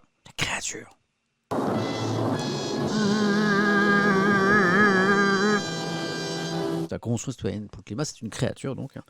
C'est Frankenstein, en fait. Si je lis entre les lignes. Échappa bientôt à son créateur et eut au fait de reprendre à son compte la panoplie traditionnelle du radicalisme vert. Attention, c'est parti. Drapé dans les oripeaux des pseudo-défenseurs de la nature, tout plein d'une écologie amère et vengeresse, et prêt à toutes les croisades. C'est parti, c'est à fond là. Même les plus absurdes contre les sapins de Noël, le Tour de France et la viande dans nos assiettes. Ah, c'est reparti sur le menu unique à Grenoble. Bon, interdit. Taxe, décroissance, finalement le vêtement qu'on lui avait à sa demande dessiné ne plut pas trop Emmanuel Macron. Ça, c'est l'aspect intéressant de cet édito. C'est vrai que le président Macron a lancé une idée, et puis quand il a vu les retours de la Convention citoyenne pour le climat, il a dit pop, qu'est-ce que j'ai fait? Ça, c'est plutôt intéressant. Interdit, taxe et décroissance, finalement, le vêtement qu'on lui avait à sa demande dessiné ne plut pas trop à Emmanuel Macron. On ne peut que le féliciter de l'avoir un petit peu retouché, c'est-à-dire de ne pas avoir retenu l'essentiel des mesures, selon le Figaro. Mais on ne se compromet pas impunément avec le camp autoproclamé du bien. Voilà le regard un peu du Figaro sur la question écologique. Voilà déjà l'ogre vert. L'ogre vert.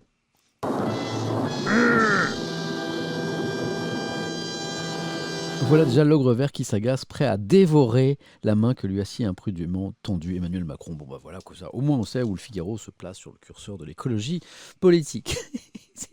Shrek, il y a plein de Shrek dans le chat, je kiffe. Bon, on a bien rigolé là, merci Figaro. Voilà, mais il y a des choses intéressantes dans l'édito, puis il y a des choses qui sont un petit peu, même le Figaro, peut-être excessif parfois. Allez, ça continue avec l'article est intéressant. Ce projet de loi climat donc, qui va arriver à l'Assemblée. Et c'est vrai que l'exécutif est pris entre deux feux. Ça, c'est très pertinent. Que dit Tristan Kino Maupoil dans son article? Déjà pris en étau entre la gauche, qui l'accuse d'avoir tourné le dos aux propositions de la Convention citoyenne pour le climat, et la droite, qui lui reproche de mettre en péril des pans de l'économie, et bien la majorité peine à faire bloc. La majorité se divise sur cette question, entre ceux qui écoutent les industriels et ceux qui écoutent les écologistes, comme si nous devions entretenir ce conflit. Au contraire, nous devons faire une grande réconciliation entre économie et écologie. Est-elle possible seulement cette réconciliation? C'est ce qu'affirme Aurore Berger, qui est la présidente déléguée du groupe LREM à l'Assemblée. L'analyse du Figaro, elle est pertinente, à savoir que la majorité est bien ennuyée avec cette question. Elle est divisée, pas seulement sur cette question, aussi sur la question de la laïcité, mais l'écologie est une ligne de fracture parmi d'autres au sein de la majorité. Et c'est un petit peu un caillou dans la chaussure du président Macron que vous voyez en haut à gauche de cet article. Bon. Le sondage du jour va... félicitons-nous déjà, ça fait bien 20 minutes qu'on n'a pas craché. Pour ceux qui nous rejoignent là, j'ai un problème de connexion internet, donc on a craché 4 fois, voilà, avec tous les problèmes de reconnexion que ça pose à chacun. Désolé encore. Et puis j'ai fini par me connecter en 4G parce qu'il y en a marre. Je vais vous réparer cette box. Moi, je vous le dis, je vais prendre mon tournevis, je vais tout ouvrir, je vais changer. C'est quoi GG? Pourquoi vous mettez GG? Pourquoi? C'est quoi GG? Pourquoi vous mettez GG? Good game. Parce que j'ai réparé? Ah, vous êtes sympa. Je savais que c'était good game, mais je trouvais que je n'avais pas beaucoup de mérite à avoir connecté mon téléphone en 4G, quoi. Vous êtes super sympa. Je vais vous réparer ça. Le sondage du jour va parler sur ce nouveau réseau social qui fait tant parler. C'est vrai, je vois plein d'articles sur Clubhouse. Bon, on va rappeler ce que c'est Clubhouse, et puis je vais vous demander votre avis, parce que moi, je ne sais pas quoi penser de ce truc. Voilà. On y va. Clubhouse, donc nouveau réseau social, nous dit le Figaro, utilisé par 11 millions d'internautes quand même, 11 millions, né au printemps 2020 aux États-Unis, donc c'est pas très vieux. Cette application réservée aux iPhones, bon déjà ça, application réservée aux iPhones, bon ok, pourquoi pas, commence à faire son trou en France. Le monde des startups, des investisseurs du marketing digital a été le premier à succomber début février, suivi par des professionnels du podcast, de la radio, ainsi que par des personnalités politique. Donc on voit que pour l'instant c'est quand même une toute petite minorité des Français qui vont sur Clubhouse. Au début je croyais que c'était un club où on dansait sur de la house, ce que je trouvais super bizarre en 2021. Puis finalement c'est pas ça du tout. Voilà ma petite vanne pourrie du matin. Non, c'est pas ça la musique de la blague pourrie, c'est ça. Point commun entre tous ces utilisateurs de Clubhouse, eh bien, ils savent manier la parole, un atout clé pour briller sur Clubhouse, quand j'ai une vanne pourrie, moi je la lâche plus, où tout repose sur la voix. Voilà. Oubliez le texte, les photos, la vidéo, ce réseau social est fondé sur l'audio en direct. On écrit des salons de discussion, des rooms, avec mon accent pourri, sur des thématiques précises. L'utilisateur peut entrer dans n'importe quel salon, écouter en silence les échanges. Pour prendre la parole, il doit demander l'autorisation à l'organisateur de la conversation. S'il vous plaît, je peux... Est-ce que je peux pas... Je peux dire quelque... Non parce qu'en fait, je pensais que j'avais un truc à... Stop, non, ok. J'écoute alors. Ok, d'accord. Voilà, donc ça c'est Clubhouse, résumé par Samuel Etienne. Toutefois, les portes du réseau social ne sont pas grandes ouvertes, je crois qu'on avait cru comprendre. Il faut impérativement être muni d'une invitation envoyée par un utilisateur actif pour se créer un compte à son vrai nom. S'il vous plaît, il n'y a pas de pseudo.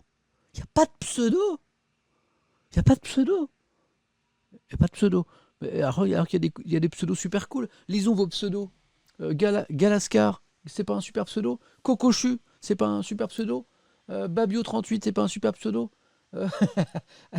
Ça y est, ça va trop vite. Dame91, c'est pas un super pseudo. Scorbutman, que je viens de voir passer, c'est pas un super pseudo. Ça va trop vite, vous allez trop vite. Faut que je vous ralentisse. Alors, j'ai plus de souris, j'ai déconnecté ma souris pour passer ma 4G. Ouais. Maximimus. Voilà, ça va trop vite, je peux plus. Vous êtes trop rapide. Ou un certain Mister C. Un certain Mister C, c'est pas un joli pseudo. Bon, on n'a pas le droit au pseudo sur Clubhouse, d'accord, ok. Et puis c'est pas tout, parce que vous avez vu que je suis un petit peu critique sur le truc là. Bon, alors, je fais que lire l'article du Figaro, hein. Clubhouse n'a rien prévu concernant la modération. Quoi? Pas de modération sur un réseau social? Ça va nous emmener où ça? Résultat, les polémiques pleuvent aux États-Unis sur le racisme. Ah ouais, d'accord. L'antisémitisme ou le harcèlement qui peuvent sévir dans certains salons. Ah bah, ça fait envie. Bon, moi je vais vous dire, j'ai reçu plein d'invitations de gens pour que j'aille sur Clubhouse. J'y suis pas allé. Parce que je voyais pas trop l'intérêt. Mais peut-être que je me trompe totalement. Alors sondage les amis, c'est parti. Qu'est-ce que vous pensez de Clubhouse? Est-ce que vous allez y aller? Bim, c'est le sondage du matin. Nouveau sondage, tac. C'est pour vous les amis. Profitez d'une connexion internet qui saute plus là. On y va, sondage. Clubhouse. Avec un grand H, tiens, tant qu'à faire. Ah, c'est en un seul mot? C'est pas clair ça. Ah, alors, dans l'article, à un moment c'est collé en un seul mot, après ils mettent un tiret. Clubhouse. Comment vous écrivez ça, vous, Clubhouse? Bon, de toute façon, je l'écris comme je veux. Voilà. Clubhouse. Je l'écris en un seul mot. Clubhouse. Ah, c'est moche en un seul mot. En un seul? Ah, c'est moche! Le mec qui va pas du tout faire impression sur le résultat du sondage. J'arrête de parler de... J'arrête de vous dire ce que j'en pense. Bien. Alors, Clubhouse, bien. Pas bien. À voir. Voilà. Ouais, je résumais ça en bien, pas bien, à voir. Qu'est-ce que vous en pensez? Hein? À deux doigts d'inventer Discord. Vous êtes nombreux à me dire que c'est Discord en moins bien. Hein, voilà. Et puis que c'est nul le fait que ce soit réservé aux iPhones. Voilà. Alors, Clubhouse, bien. Pas bien, à voir. C'est parti pour le sondage, les amis. Ce sera le sondage du jour. C'est peut-être le seul sondage que je vais faire ce matin. Sachant qu'on est ensemble jusqu'à 11h25. Parce qu'après, je vais chercher mon petit à l'école. Oh, il est triste. Mon grand, là, de 4 ans et demi. C'est un enfant hyper sensible, comme on dit. Mais vraiment, hein, c'est pas du chiquet. Et il vit tout à 1000%, quoi. La moindre sensation. Ah là, je peux vous dire que l'école, ce matin, c'était chaud. Donc, je vais aller le chercher tout à l'heure. Donc, je vous abandonne à 11h25. On fait un raid vers un streamer qu'on va découvrir. Et puis à 11h30, pif, je pars à l'école. Donc Clubhouse, bah, vous êtes que... Oh là là, oh la vache, oh la baffe. J'espère qu'il n'y a pas des... J'espère que les fondateurs de Clubhouse sont pas dans le stream. J'espère que les fondateurs de Clubhouse sont pas dans la house. Excellent. Donc vous n'êtes que 3% à trouver ça bien. Vous êtes 63% à dire que c'est pas bien et 34% qui demandaient d'en savoir un peu plus. Voilà. Voilà. Mais bon, globalement, bon. Bon, alors maintenant, je peux vous dire ce que j'en pense. Moi, j'en pense que je ne vais pas y aller. Ça me dit rien du tout. Et après, il n'y a que les imbéciles qui ne changent pas d'avis. Si demain, on me démontre que c'est top, top, top, vachement intéressant, vachement intelligent, qu'on peut y faire des trucs formidables, dans l'interactivité, aussi dans une forme de modération, c'est important, et qu'on peut discuter entre gens intelligents et puis mettre un petit peu de côté les foufous. Hein. Comme ici, par exemple, on a un chat d'une qualité, mais internationale. Vous savez, dans le monde entier, c'est pas de Samuel Etienne dont on parle dans le monde entier. C'est du chat de Samuel Etienne. Et je vais au-delà de la vanne. Vous savez, on me parle vachement de la qualité de ce chat. Voilà. On dit, waouh, mais le FC bienveillance de malade. Et c'est pas des cracks. Hein, vous savez, quand on fait le raid là, dont je parle, là, à savoir que quand je vous invite en fin de stream à rejoindre un autre streamer ou une autre streameuse, moi, les retours que j'ai après, notamment des streamers, c'est waouh, mais l'océan de bienveillance que je me suis pris sur le nez, quoi. Et donc, parce que bon, parfois ça fait peur, hein, je vois des réactions parfois de ceux qui comprennent pas tout de suite ce qui se passe. C'est-à-dire que c'est la commu de Papy Sam qui débarque. Parfois, il y a un petit moment d'inquiétude quand on passe de 50 ou 100 viewers à 6000, 7000 ou plus. Et à un moment, ils voient les messages. Ils voient les petits cœurs, ils voient les questions sympas. Mais qu'est-ce que tu fais? Présente-toi. Mais qu'est-ce que tu es en train de faire, etc. Et là, après, je reçois des messages très touchants sur le mode, mais ta communauté, mais man, c'est juste top, quoi. Donc moi, je dis merci à vous, et vous êtes juste top. C'est à cause de vous, ou grâce à vous, que je suis là tous les matins, parce que c'est juste un kiff d'échanger avec vous. Et pardon de pas lire tous les messages que je voudrais lire, hein, mais ça va tellement vite que j'en lis qu'une toute petite partie. J'espère que c'est pas trop frustrant. Je fais le maximum. Clubhouse, pour l'instant, c'est non.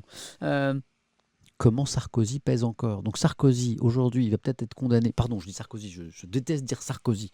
Je déteste dire un nom de famille pour un homme politique. C'est tellement méprisant, quoi. Macron, je déteste faire ça. Je viens de le faire parce que c'est le titre de l'opinion. Je déteste dire Macron, Mélenchon, Le Pen, Sarkozy, que sais-je. Je déteste ça. Hein, c'est comme vous, je sais pas, prenez votre nom de famille et on vous interpelle, parfois, Étienne, mais ta gueule, mais tu m'emmerdes. D'abord, je m'appelle Samuel.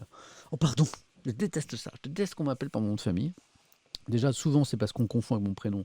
Donc, ça part mal dans la, dans la relation. Mais interpeller les gens par leur nom de famille, quoi. Désolé pour ce petit mot qui m'a échappé là.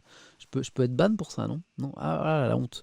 Voilà. Donc, comment Sarkozy pèse encore? Bon, là, c'était pour faire un titre court. Hein. J'accuse pas l'opinion de manquer de respect aux hommes politiques. Mais je trouve que c'est une façon de manquer aussi de respect aux hommes politiques. Je sais qu'ils n'ont pas bonne presse, mais moi je dis qu'on n'est pas nombreux à vouloir faire leur job aussi, donc ils ont une certaine forme de mérite. Donc au moins donnons-leur du prénom non. Donc je refais le titre. Comment Nicolas Sarkozy pèse encore. À un an de la présidentielle, écrit l'opinion ce matin, le fantasme. Fantasme. Le quoi? Le fantasme de quoi? Le fantasme d'un retour de l'ancien président, agite toujours une partie de la droite. Mais l'hypothèse est aussi scrutée par Emmanuel Macron. Je deviens un acteur de ouf, moi. Le tribunal correctionnel de Paris, rend ce lundi sa décision dans l'affaire des écoutes, dite affaire Bismuth, vous connaissez peut-être. À partir du 17 mars débutera le procès Big Malion. Oh là là! Nicolas Sarkozy est accusé cette fois de financement illégal de sa campagne présidentielle 2012 et de dépassement du plafond autorisé des dépenses. Bon, alors, comment Sarkozy pèse encore, comment certains à droite pensent à Sarkozy, pourquoi pas pour la prochaine présidentielle, à Nicolas Sarkozy, pardon, mais en même temps, le calendrier judiciaire est un petit peu chargé. Lisons cet article de l'opinion qui est très intéressant. Nicolas Sarkozy a récemment confié à des visiteurs qu'Emmanuel Macron était obnubilé par l'identité du candidat de droite qui va l'affronter en 2022. Là-dessus, je pense qu'il n'y a pas de problème. Je pense que tout est vrai dans cette phrase. Qui voit-il face à lui? L'actuel chef de l'État ne manque jamais une occasion de poser la question à son prédécesseur. Ils se parlent les deux là. Ils se parlent. Et si la réponse est celui qui l'interroge ne faisait qu'un? C'est bien amené. Et si Nicolas Sarkozy était le candidat de la droite à la prochaine présidentielle? Un certain nombre de supporters de droite rêvent ouvertement d'un second retour. À la tête des Républicains, Christian Jacob, c'est le président du parti LR, les Républicains, ne cache pas voir en lui le candidat idéal. Certains Républicains, dont le premier finalement, le président du parti, ne cache pas qu'il estime que Nicolas Sarkozy serait le candidat idéal de la droite. Voilà. Dans la Macronie, on est très attentif à ses faits et gestes. Donc il y a quand même comment on dit, il y a une forme de hype autour de Nicolas Sarkozy. Une forme. Publiquement, le principal intéressé, lui, le répète, mon retour n'est pas d'actualité ni pour aujourd'hui ni pour demain, j'ai tourné la page. Dès l'été, il a pourtant lui-même contribué à populariser en privé une formule montrant qu'un nouveau chapitre pouvait très bien s'écrire. Si c'est le chaos, c'est Sarko. C'est pas de là. Si c'est le chaos, c'est Sarko. C'est tout un programme ça. Voilà. Donc a priori, c'est lui qui a inventé cette phrase. Depuis, elle est devenue une idée répandue. C'est quoi cette idée? En décembre, Jean-Christophe Lagarde, le patron de l'UDI, lui avait demandé rendez-vous, porteur d'un message: si le pays explose, tu seras la seule solution. Si le pays explose, tu seras la seule solution. C'est dommage que ça rime pas. C'est dommage. Alors que si c'est le chaos, c'est Sarko, ça rime. Donc je trouvais que c'était plus... plus comme ça, quoi. Donc voilà, certains à droite estiment que, pourquoi pas Nicolas Sarkozy, candidat de la droite à la prochaine présidentielle. On suivra ce feuilleton. Quelque chose me dit qu'à mesure qu'on s'approche de la prochaine présidentielle, on va commencer à en parler pas mal. Moi, je dis bravo à la Croix pour cette opération. Regardez les amis, soutenir les jeunes dans la crise. Ouais, c'est la Croix qui le fait, je dis bravo. Le journal qui s'associe à la Fondation de France, qui, grâce aux dons, finance des programmes d'aide en faveur des étudiants en difficulté. Je vous montre le visuel de la Fondation de France. Opération conjointe, la Fondation de France et la Croix, aider les étudiants en situation de grande fragilité. Voilà, pour faire un don, rendez-vous il y a une adresse internet, la-croix.com/solidarité-étudiant. Voilà. Donc c'est la Croix qui s'associe à la Fondation de France pour soutenir les étudiants de France. C'est cool quand même, non? Ils font le boulot à la place de l'État. C'est pas faux. Alors, édito de Jérôme Chapuis, Dynamique du don. Il y a bientôt un an, en avril 2020, La Croix, le journal La Croix, rappelle Jérôme Chapuis, consacrait sa une à la génération Covid. Il y a un an, hein, donc ils ont peut-être été parmi les premiers à en parler. Il s'agissait de mettre l'accent sur les difficultés propres aux 18-30 ans, quelques semaines seulement après le début du premier confinement. Moins inquiets que leurs aînés au sujet de leur santé, ils étaient en revanche très lucides quant aux conséquences de la crise sur leur quotidien et leurs projets. Leurs craintes se sont révélées fondées, l'épidémie perdurant, une partie de notre jeunesse s'est peu à peu installée à son corps défendant dans une vie en demi-teinte. C'est bien résumé ça, hein, une vie en demi-teinte. Les étudiants de 2021 subissent de plein fouet les conséquences économiques et psychologiques d'une situation qui s'impose à tous, le logement exigu, les stages introuvables, la précarité, le décrochage informatique. Sur tous ces sujets, la crise a un impact encore plus fort pour eux que pour l'ensemble de la population, écrit La Croix ce matin. L'opération de la Fondation de France, donc, à laquelle nous nous associons, vise à soutenir très concrètement les étudiants. Les mots c'est bien, les actes c'est mieux, dit La Croix en substance. Les étudiants qui en ont en tout cas le plus besoin. Ces dons permettront par exemple d'acheter des ordinateurs ou de compenser des indemnités pour les stages qui n'ont pas eu lieu. C'est bien, non? Qu'est-ce que vous en pensez? C'est pas mal comme initiative. Yes. L'initiative ne vient pas des influenceurs. Me dit quelqu'un, me dit Jugraphe dans le chat. Tu veux parler des influenceurs qui ont animé le stream sur Twitch du porte-parole du gouvernement Gabriel Attal? C'est ça? Et oui, c'était un peu bizarre, non, que ce soit des influenceurs c'est pas très représentatif de la jeunesse, on dit certains. Bon, bref, je ne vais pas revenir sur ce stream qui m'a pas convaincu pour un truc très précis. C'est que j'ai longuement regardé ce premier stream sans filtre, hein, c'était le nom du porte-parole du gouvernement, dans un très joli cadre là, avec donc des influenceurs avec lui, et il n'y a pas une question qui a été prise dans le chat. Il n'y a pas une question, c'était que des questions relayées par les influenceurs. Pas une question prise dans le chat. Twitch c'est le chat.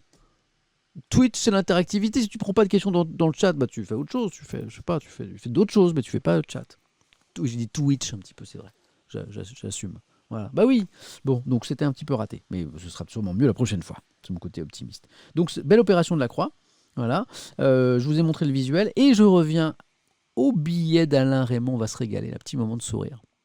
Alain Raymond, c'est un journaliste qui signe quotidiennement un billet dans La Croix. Alors un billet, un petit exercice, souvent dans le plaisir de l'écriture, dans le sourire. Voilà. Parfois, ça tombe un petit peu à côté. Parfois, c'est très réussi, comme ce matin. À l'instant, je viens de parler de Nicolas Sarkozy qui dit aux gens qu'il rencontre, mais moi, c'est fini la politique. C'est fini la politique.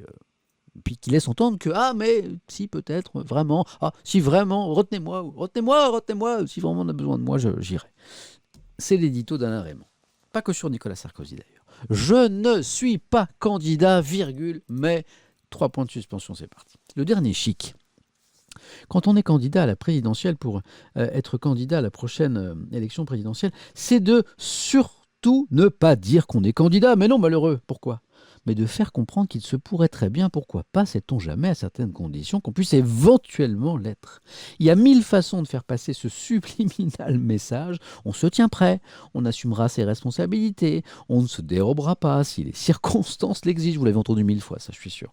Hein, on est disponible pour relever les défis qui nous attendent. On se dévouera si nulle autre solution crédible ne se dessine. On s'engage à s'engager pour un engagement qui engagera le pays. On a entendu des trucs comme ça. Voilà. À part Jean-Luc Mélenchon, qui lui est candidat par nature, pour ainsi dire, de toute éternité, écrit Alain Raymond ce matin, la classe politique française abrite ainsi des palanquets de génies totalement désintéressés, prêts à faire don de leur personne à la France à leur corps défendant. Pour ainsi dire, malgré eux, si vraiment, il apparaît qu'il faut y aller, puisque nul autre, à leur vive dépit d'ailleurs, à leur profonde déception, ne se révèle apte à assumer les plus hautes responsabilités. Voilà. Bon, Alain Raymond se moque un petit peu de ces gens qui disent « Ah non, moi la présidence... » Non, moi j'ai déjà posé la question à des politiques de premier plan qui, vous savez, puis ils prennent un ton super sérieux. Monsieur Etienne, Monsieur Samuel Etienne, vous ne pensez pas qu'il y a des questions... Il y a des questions plus sérieuses aujourd'hui, que les Français ne se posent pas des questions sur des choses vraiment essentielles. Hein. Alors que le mec, il rêve d'être candidat, il y poste non-stop. Et tu lui demandes, alors vous y pensez ou pas? Monsieur Etienne, vous ne pensez pas qu'il y a des questions plus... Bon, voilà, c'est très très drôle. Donc Alain Raymond se moque un petit peu de ça ce matin et il conclut toujours en rigolant. Le risque évidemment, c'est qu'à force de les entendre répéter la main sur le cœur qu'ils ne sont pas candidats à rien, qu'on les prenne au mot, bah, on devrait faire ça, tiens, et qu'ils ne se retrouvent au final candidats à rien, ce serait vraiment trop injuste, hein. Monsieur Étienne, vraiment, qu'est-ce que vous me demandez est-ce que je pense à la présidentielle? Le mec, il en rêve. Le mec ou la femme d'ailleurs, hein, il en rêve. Mais vous pensez pas qu'il y a des questions plus. Vous pensez pas que les Français. Arrête!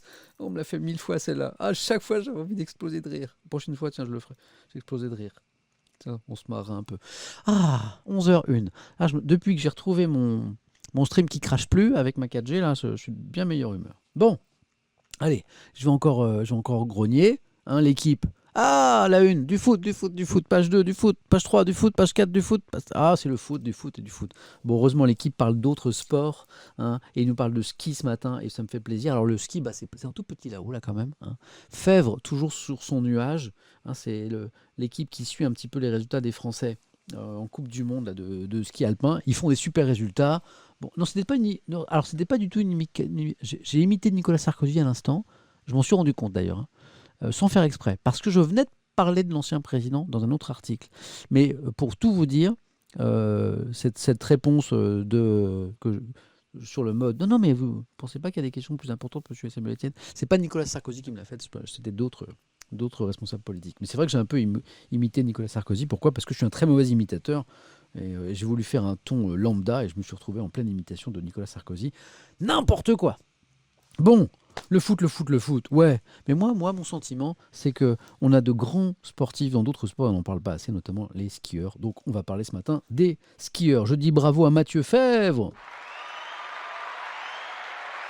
double champion du monde à Cortina, qui a confirmé en Bulgarie, hein, son changement de statut. Déjà, deuxième samedi, il a remporté hier son deuxième géant de Coupe du Monde. Parenthèse enchantée, écrit l'équipe ce matin pour le Niçois de 29 ans, hein, qui peinait depuis le début de la saison et même depuis plusieurs hivers. C'est beau. A confirmé son immense talent. Clément Noël, ancien skieur, dit de lui: ce qui me frappe le plus, au-delà de son superbe toucher de neige et de sa puissance, c'est son calme. Il est impressionnant. Et c'est une des raisons pour lesquelles j'ai choisi cet article. Regardez le visage de Mathieu Fèvre. Regardez, ça, en fait, ça m'a impressionné. Regardez. Vous avez vu ce visage? Le mec est super zen. Le mec est en train de bourriner comme un cochon sur la piste. Voilà, il prend tous les risques. Regardez la prise d'angle. Et le mec, il est zen. Regardez le sourire, le regard loin. Alors ça, c'est normal, hein, le mec, il anticipe sur la prochaine porte. Mais il est super zen. Petit sourire. Le mec, il est au top, hein. Il est en train de gagner sa course, là, tranquillou. Et regardez. Mais là, c'est pas du tout les visages qu'on voit d'habitude. Voilà, je trouvais ça magnifique. C'est beau, non? Voilà. Voilà. Les yeux sont. Voilà. Le petit sourire, là, en mode. Moi, je fais ce que j'aime, moi. Hein, moi, je fais ce que j'aime. Voilà, je suis cool. On parle pas de moi, mais c'est pas grave. Voilà. J'adore. Je trouve cette photo magnifique. Je voulais la partager avec vous.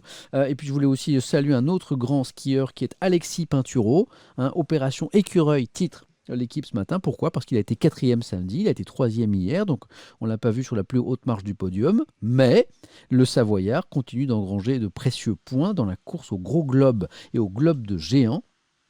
Voilà. Donc rien n'est évidemment joué, écrit l'équipe, mais rien non plus n'est compromis pour celui qui garde toutes ses chances de devenir, écoutez bien les amis, hein, pour ceux qui ne sont pas à niveau sur le ski, de devenir le premier Français à s'emparer du gros globe. C'est une récompense, hein, le gros globe, parce que je vous connais dans le chat, vous allez partir sous d'autres trucs. Le gros globe depuis Luc Alphand en 1977, les amis. Non, 97. Luc Alphand, je corrige tout de suite. 97. Donc ça ferait 24 ans. 24 ans. Hein. Ce serait la première fois. Voilà. Voilà. Depuis Luc Alphand, exactement. Je vois qu'il y en a qui connaissent. Voilà. C'est quoi pour moi le sport le plus sous-coté? Me demande Freeling 47. C'est la pétanque. Moi, je pense que la pétanque, c'est un vrai sport. Un sport de. Un sport de bonhomme. Un sport de compétiteur. Je ne sais pas si vous avez vu les athlètes. Je ne sais pas si vous avez vu hein, le poignet, la souplesse du poignet. Hein, le biceps souvent saillant. Voilà. Le mollet tendu. Là, le jarret. Voilà. La pétanque, c'est beau. La pétanque, c'est beau. Voilà. Non, je sais pas. En fait, je sais pas quoi répondre à cette question. Donc, je dis une connerie, comme d'habitude. Rendons hommage à ces skieurs. Hein, Pinturo, moi je m'intéresse un tout petit peu au ski. Pinturo, c'est une star en Autriche, c'est une star en Suisse, en France. Pinturo, il se balade en mode chez vous. Personne ne va l'arrêter pour le féliciter. C'est dommage, quoi. Voilà. Donc, et je lui le souhaite hein, de remporter ce gros globe. C'est quoi le gros globe d'ailleurs? Parce que moi je dis gros globe, je sais même pas. Je crois que c'est le truc.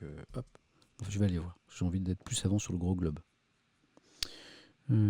Comment je fais ça? Je vais là. Tac, tac, gros globe. J'espère que j'espère que je vais pas tomber sur les trucs chelous en tapant gros globe. Hein. Vous savez, gros globe. Heureusement. Et là, je fais la recherche sans vous montrer hein, parce que j'ai gros globe. Ah d'accord, ok. Bon, ça va. Donc déjà, les résultats que j'ai eus sont à peu près voilà, sont sobres quoi. J'avais un petit peu peur quand même. Gros globe, j'avais Internet, t'as peur. Alors, gros globe.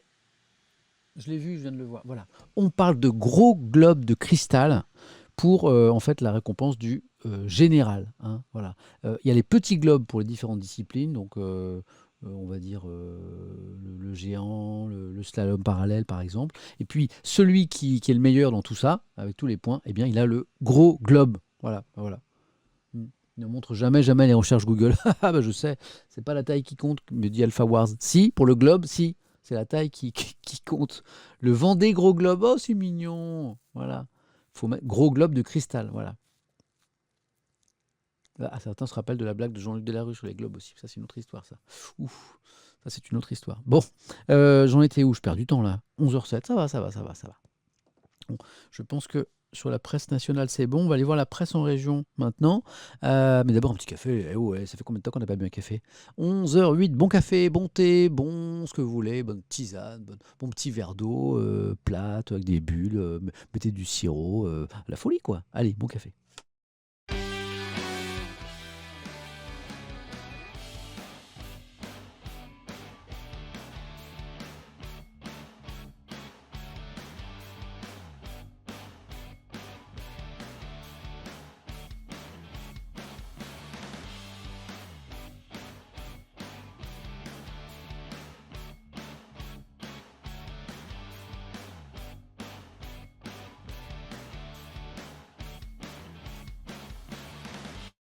Ah, c'est tellement bien, c'est ce moment où le cerveau comprend qu'il y a la caféine qui arrive. Hein, elle n'est pas là encore la caféine, elle est pas montée aux synapses, mais c'est la promesse de la caféine, quoi. Le cerveau, et là, tout ça est connecté, hein. La langue, le cerveau, tout ça. C'est comment c'est le grand karatéka, là, l'acteur, là. C'est Jean-Claude Van Damme qui a dit de très belles choses sur la liaison entre le cerveau et la langue. Et donc le cerveau, il sait que la caféine arrive, et là, tout s'allume, là. Voilà, là, du coup, je me réveille un petit peu. Bon, pour la presse nationale, c'est OK. On a vu des choses intéressantes ce matin. Allons feuilleter un petit peu la presse régionale aussi, avec, je saluais l'initiative de la Croix en direction des jeunes et des étudiants. Bah, regardez ce que fait la Voix du Nord. Moi, je dis bravo, la Voix du Nord du côté de Lille. Autre opération, alternance, je me lance, et en plus ça rime, alternant, cherche employeur. De quoi s'agit-il? 1000 jeunes se sont déjà inscrits sur notre site dédié. Regardez, page 3, avis aux employeurs. C'est la Voix du Nord qui s'adresse aux employeurs, notamment de la région. Eh les gars, sur notre site, 1000 jeunes cherchent un contrat d'alternant. C'est pas cool? Dans le cadre de sa campagne pour l'alternance, la Voix du Nord contribue à rapprocher les entreprises qui cherchent des apprentis et les jeunes qui postulent pour un contrat. Donc elle a proposé aux candidats à l'alternance de s'inscrire sur notre site. Le succès est colossal, plus de 1000 ont renseigné leur profil. Moi je dis... Ah, putain, je n'ai pas mis l'article. Désolé. Heureusement que vous êtes là. Sinon, je pourrais parler des heures en évoquant des unes que vous ne verriez jamais. Heureusement que le chat est là. Samuel, la scène. Voilà. Voilà. Je vous remonte la une du coup de la Croix. La Voix du Nord. Voilà. Désolé. Voilà. Bon, donc là, vous comprenez de quoi je vous parle. Voilà, cette jeune femme, bon, il y en a 1000 comme ça qui se sont inscrits sur le site dédié sur l'alternance de la Voix du Nord. Bon, l'idée, c'est qu'un employeur qui est à la recherche d'une alternance, il va sur le site, il en a 1000, donc il gagne du temps, c'est bien. Bon, la question que je me pose, c'est et ces 1000 candidats à l'alternance, combien d'entre eux vont trouver une alternance? Moi, sans arrêt, je reçois des mails tous les jours quasiment de jeunes à la recherche d'un stage ou d'un contrat d'alternance. Et voilà, moi j'ai l'impression que l'alternance, ça crée parfois beaucoup d'espoir, hein, parce que c'est une super façon d'apprendre un métier, voilà, avec la partie théorique et la partie pratique. Mais pour combien de prétendants, combien d'entre eux trouvent une entreprise? J'ai l'impression que c'est pas beaucoup, hein. C'est chaud, hein. Bon, en tout cas, bravo. Regardez, hop, à la Voix du Nord pour cette initiative. C'est mieux que rien, ai-je envie de dire ce matin. Voilà. Tiens, allez. Et puisqu'il y a un zoom, faisons un zoom, je fais de la publicité. Si dans les 9000 personnes qu'il y a dans le chat, là, quelqu'un a une entreprise dans la déco, Justine par exemple, cherche dans la déco d'intérieur. Elle a eu son bac à 17 ans, elle a 18 ans, elle est scolarisée à l'EFICOM à Lille, elle veut devenir architecte d'intérieur.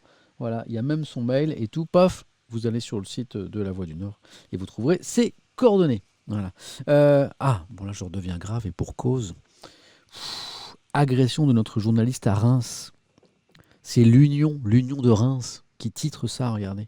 Comment en est-on arrivé là? Bon, alors, certains d'entre vous diront, oh là là, un journaliste qui parle des journalistes. Oui, et le gars, il est entre la vie et la mort, hein. Il faisait juste son métier, hein. Je ne sais pas ce que vous faites comme métier, mais si demain vous vous retrouvez entre la vie et la mort, juste parce que vous faisiez votre métier, vous me direz, bah oui, il faut peut-être en parler quand même, il y a un truc qui ne va pas. Eh ben d'accord, on est d'accord, ça ne va pas. Comment en est-on arrivé là? Donc autant vous dire que pour l'instant on ne sait pas bien ce qui s'est passé, donc on va être super prudent.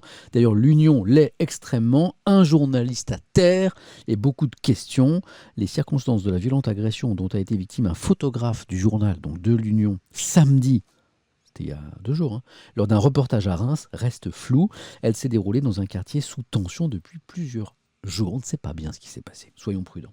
L'émotion en tout cas a été vive et des questions nombreuses hier soir au lendemain de la violente agression, écrit le journal dont a été victime l'un des photographes de l'Union l'Ardennais. Samedi vers 15h, qu'est-ce qui s'est passé?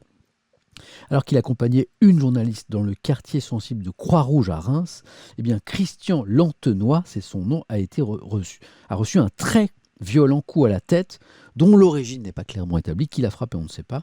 Longuement médicalisé sur place par le SAMU, le journaliste avait été évacué aux urgences de l'hôpital Robert Debré dans un état critique. C'est pour ça que j'en parle ce matin. Hier soir, l'état de santé du photographe était encore extrêmement préoccupant et son pronostic vital toujours engagé. Donc c'est vraiment pour cette raison que je vous en parle ce matin, parce que c'est un incident quand même gravissime. Je retire le mot incident d'ailleurs, puisque c'est une agression a priori volontaire. Alors, le journal a contacté à plusieurs reprises le procureur de la République de Reims, Mathieu Bourrette, mais pour l'instant, il souligne que les investigations se poursuivent et qu'il ne souhaite pas en dire davantage sur l'enquête. Donc on n'en sait pas plus. On sait juste que, écrit l'Union ce matin, que les faits se sont déroulés dans un contexte très tendu ces derniers jours dans le quartier Croix-Rouge. Il semble que la présence d'un groupe de jeunes à ce moment-là n'était pas anodine. Est-ce qu'il y avait des rixes? Est-ce qu'il y avait des bagarres entre bandes de jeunes? On en a beaucoup parlé dans la presse ces derniers jours. Elle fait suite en tout cas à plusieurs rixes constatés les jours précédents. Tiens, on y est. Ce que confirme aussi Xavier Albertini, qui est l'adjoint au maire chargé de la sécurité. Que dit-il? Ça semble totalement endogène au quartier, dit-il. Ce ne sont pas, selon lui, des affrontements entre bandes, entre différents quartiers. C'est endogène, des bagarres au sein du quartier. On ne sait pas pourquoi elles ont lieu, s'il existe même des causes objectives. L'élu évoque une désocialisation de la violence entre jeunes, des armes comme des machettes ou des extincteurs. Voilà. Alors, le photographe agressé, la journaliste n'a rien, me demande Pop Gray Mlins, si je lis bien son pseudo. En fait, je ne vous lis pas tout l'article, mais la journaliste en fait faisait son travail dans son coin et le photographe de l'autre. Donc à un moment, elle est revenue à la voiture et lui était par terre. Donc voilà, ils n'ont pas été attaqués en même temps. Sinon, on saura un petit peu plus sur les agresseurs. Donc bonne question. Et voici la réponse. J'espère que... Voilà. Ça va le chat là, parce que je vois que ça s'énerve un petit peu, hein? Quelqu'un me dit on a quand même quelques fachos ici qui lui cru. C'est vrai ça? Je veux pas de ça moi ici, hein. Eh, les gars, vous êtes trompés, hein. Je vois, oulala, calme les fachos. Oh, je remonte le chat. Désolé, allez, un petit peu de police là, hein. Bien les fachos dans le chat. Oh, il y a des trucs que j'ai ratés là. C'est pas grave, on remonte. Ok. Je lis Plower qui me dit par contre les fachos aussi c'est un chat de bienveillance, mais il a raison. Donc vos commentaires sur les Norvégiens et les jeunes issus des forums racistes, vous les gardez chez vous. Qu'est-ce que c'est que ça? Quelqu'un me dit que ça grouille de frustrés ici. Eh oh les gars là, Ah, la petite blague sur les Norvégiens, ça y est, je vous ai repéré, les gars. Ah, les jeunes Suédois. Sûrement des jeunes Suédois. Ah, c'est pas le bon endroit, les gars, là-dessus, là. Non, là, je viens de dire qu'on ne sait rien. Voilà. À minima, vous respectez l'enquête, quoi. À minima. Les idées nauséabondes, là, un petit peu. Je vous ai dit, hein, ici, c'est un espace de discussion, hein. Alors, les propos. Ah, je vous ai vu. Ah là là, les Norvégiens. Oh là là là là. C'est un espace. C'est un espace qui se veut un petit peu intelligent, là. Les idées bas du front, les idées qui sentent mauvais, là. Je vous l'ai dit 1000 fois, hein.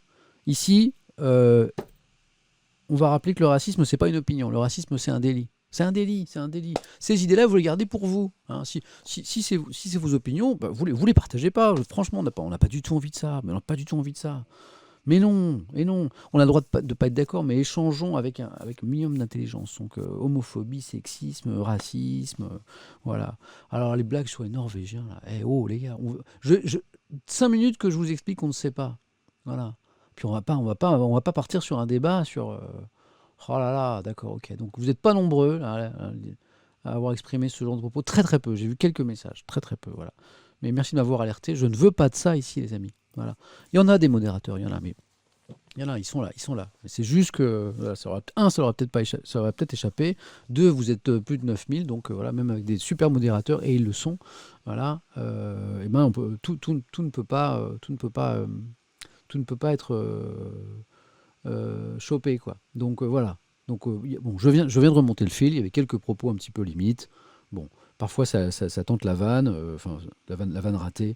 Bon, je rappelle, c'est une ultra minorité, mais cette ultra minorité de gens qui sont pas dans l'échange constructif, intelligent, qui font les blagues comme celles que je viens d'évoquer là. Non. Vous êtes juste trompé d'endroit, c'est pas grave. Eh ben, je vais perdre. J'ai eu 4 messages, donc vous êtes 9114. J'en enlève 4, eh ben, on sera plus que 9110. Franchement, ça me dérange pas. Ok. Allez, c'est pas grave, vous êtes trompé d'endroit, vous reprenez le GPS, vous reprenez la boussole, et puis vous allez trouver des endroits où vous allez parler entre vous de vos bonnes idées qui sentent mauvais. Ah, ils ont réussi à m'énerver. Oh, faut pas que je vous laisse ça, moi, alors. Hein? Les amis qui font des blagues, là. Allez. West France, ici, je vous le lis, parce que, justement, mon pari, c'est que je peux parler de tout ici.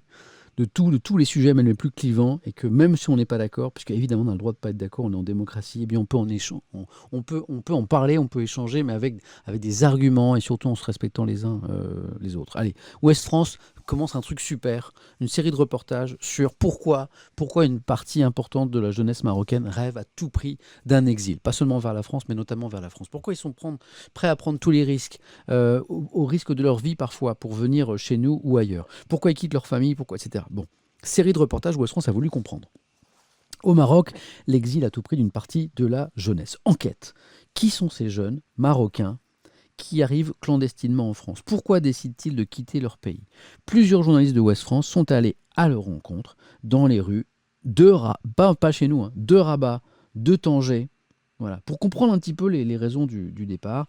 Et ils dressent un portrait du Maroc. Écoutez, le constat il est assez intéressant. Je vous le résume en une phrase. C'est évidemment qu'il y a le côté Eldorado, rêver d'un pays où tout semble plus facile au niveau de l'emploi, pourquoi pas de la protection sociale, etc. Bon, il y a ça, évidemment. Mais il n'y a pas que ça. Ce dont les journalistes de Ouest France se sont rendus compte, c'est qu'il y a aussi des choses qui vont tellement mal dans leur pays, notamment au niveau de la protection de l'enfance. Donc là, je parle de violence contre les jeunes, je parle notamment de viol contre les jeunes. Il y a des choses qui vont tellement mal dans leur pays, voilà, et dont on ne parle pas beaucoup au Maroc, et bien que parfois ils s'en vont, surtout pour fuir leur pays, plutôt que trouver un refuge. Voilà. Je fais une petite pause parce que je vois que le stream rame un peu. Et je reprends dès que ça s'arrange un peu. Voilà. Ça repart ou pas? Ouais, c'est bon, c'est reparti. Donc, je vous ai résumé un petit peu l'angle de Ouest France et je vous en lis quelques mots. Voilà. Ouest France a rencontré un ado, par exemple, à Fès. Voilà. Il ne parle ni français, ni anglais, ni espagnol, mais il rêve d'Europe. Il veut un passeport français, il veut venir en France. Il insiste. Alors on lui demande, mais alors, ça représente quoi pour toi la France? Alors là, il a les yeux qui brillent et dit Paris, Paris, Tour Eiffel. Bon, ok. Donc ça, c'est le rêve de l'Eldorado. Mais ce qu'a constaté Ouest France, c'est que ça n'explique pas tout.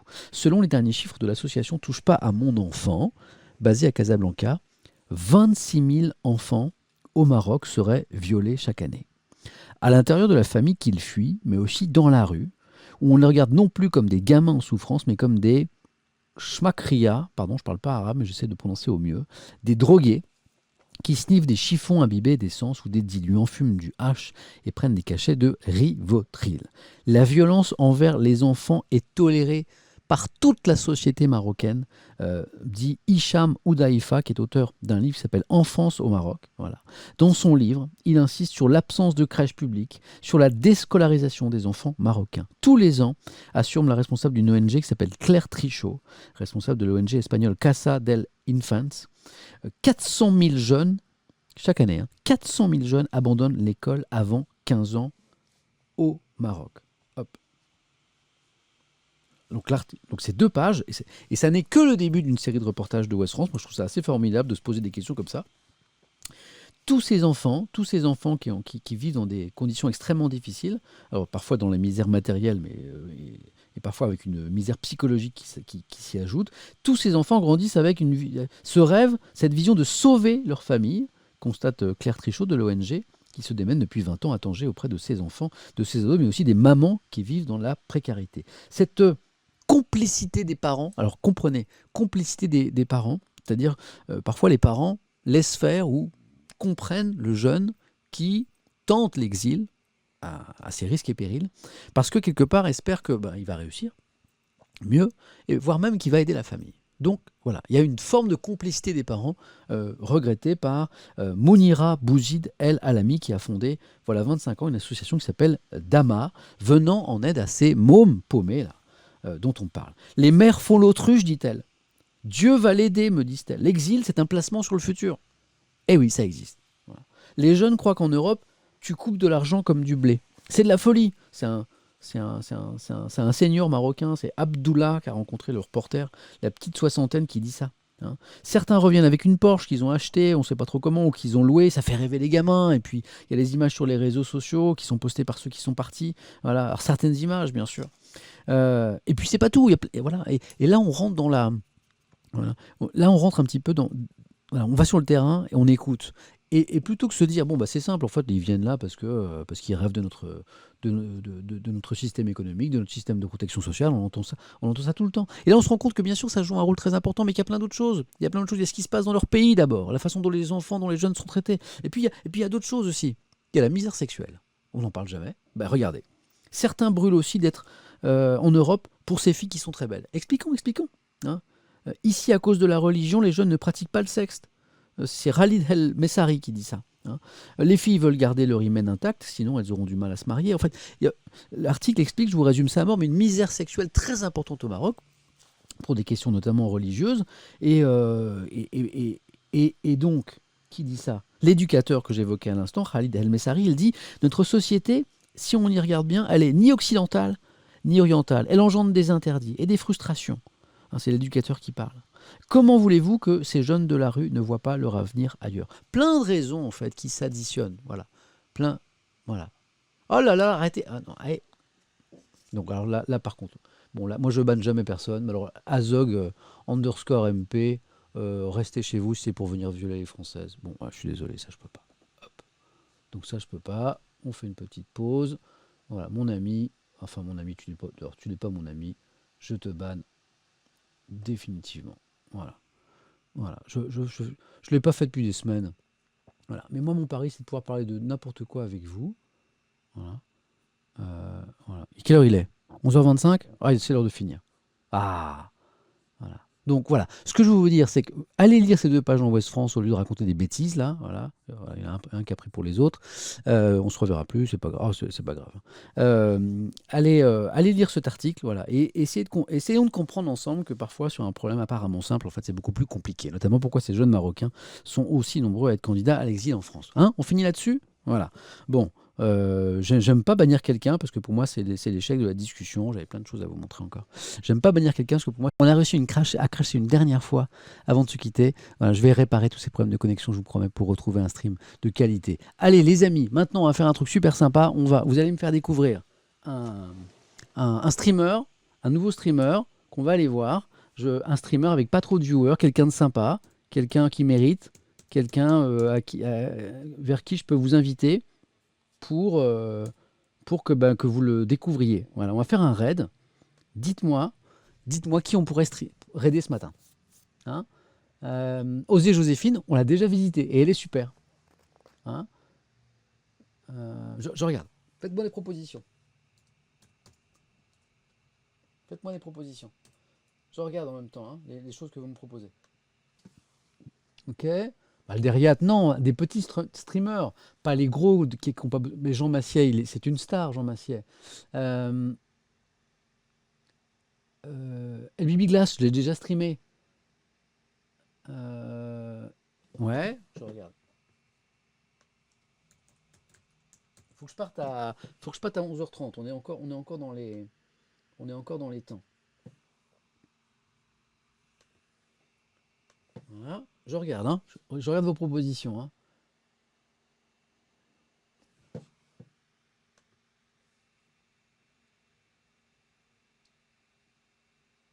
Ah, c'est très gros ça. Je regarde, hein, je regarde. Je prends mon temps. C'est un truc important. C'est un truc important, donc je prends mon temps. Ok. Ouais. Osez Joséphine, je l'ai déjà raidé. Ah, Pépi, j'ai déjà fait. Mais non, Jean Massier, c'est une star. Je veux les petits, les gars. Pépi Pain, je l'ai déjà fait. Hein. Oh là, faut que je ralentisse le chat là parce que ça va trop vite. Attendez, les amis. Je vais vous ralentir ce chat, moi. Ouais. Regarde. Je prends mon temps. C'est pas un truc qu'on fait à la légère. Hein, moi, j'ai envie d'exposer les gens qui font des trucs sympas et qui ont vraiment pas beaucoup de viewers. Hop. Là, j'ai encore quelques. Je regarde. Hein. Ouais. D'accord. Je regarde. Ok.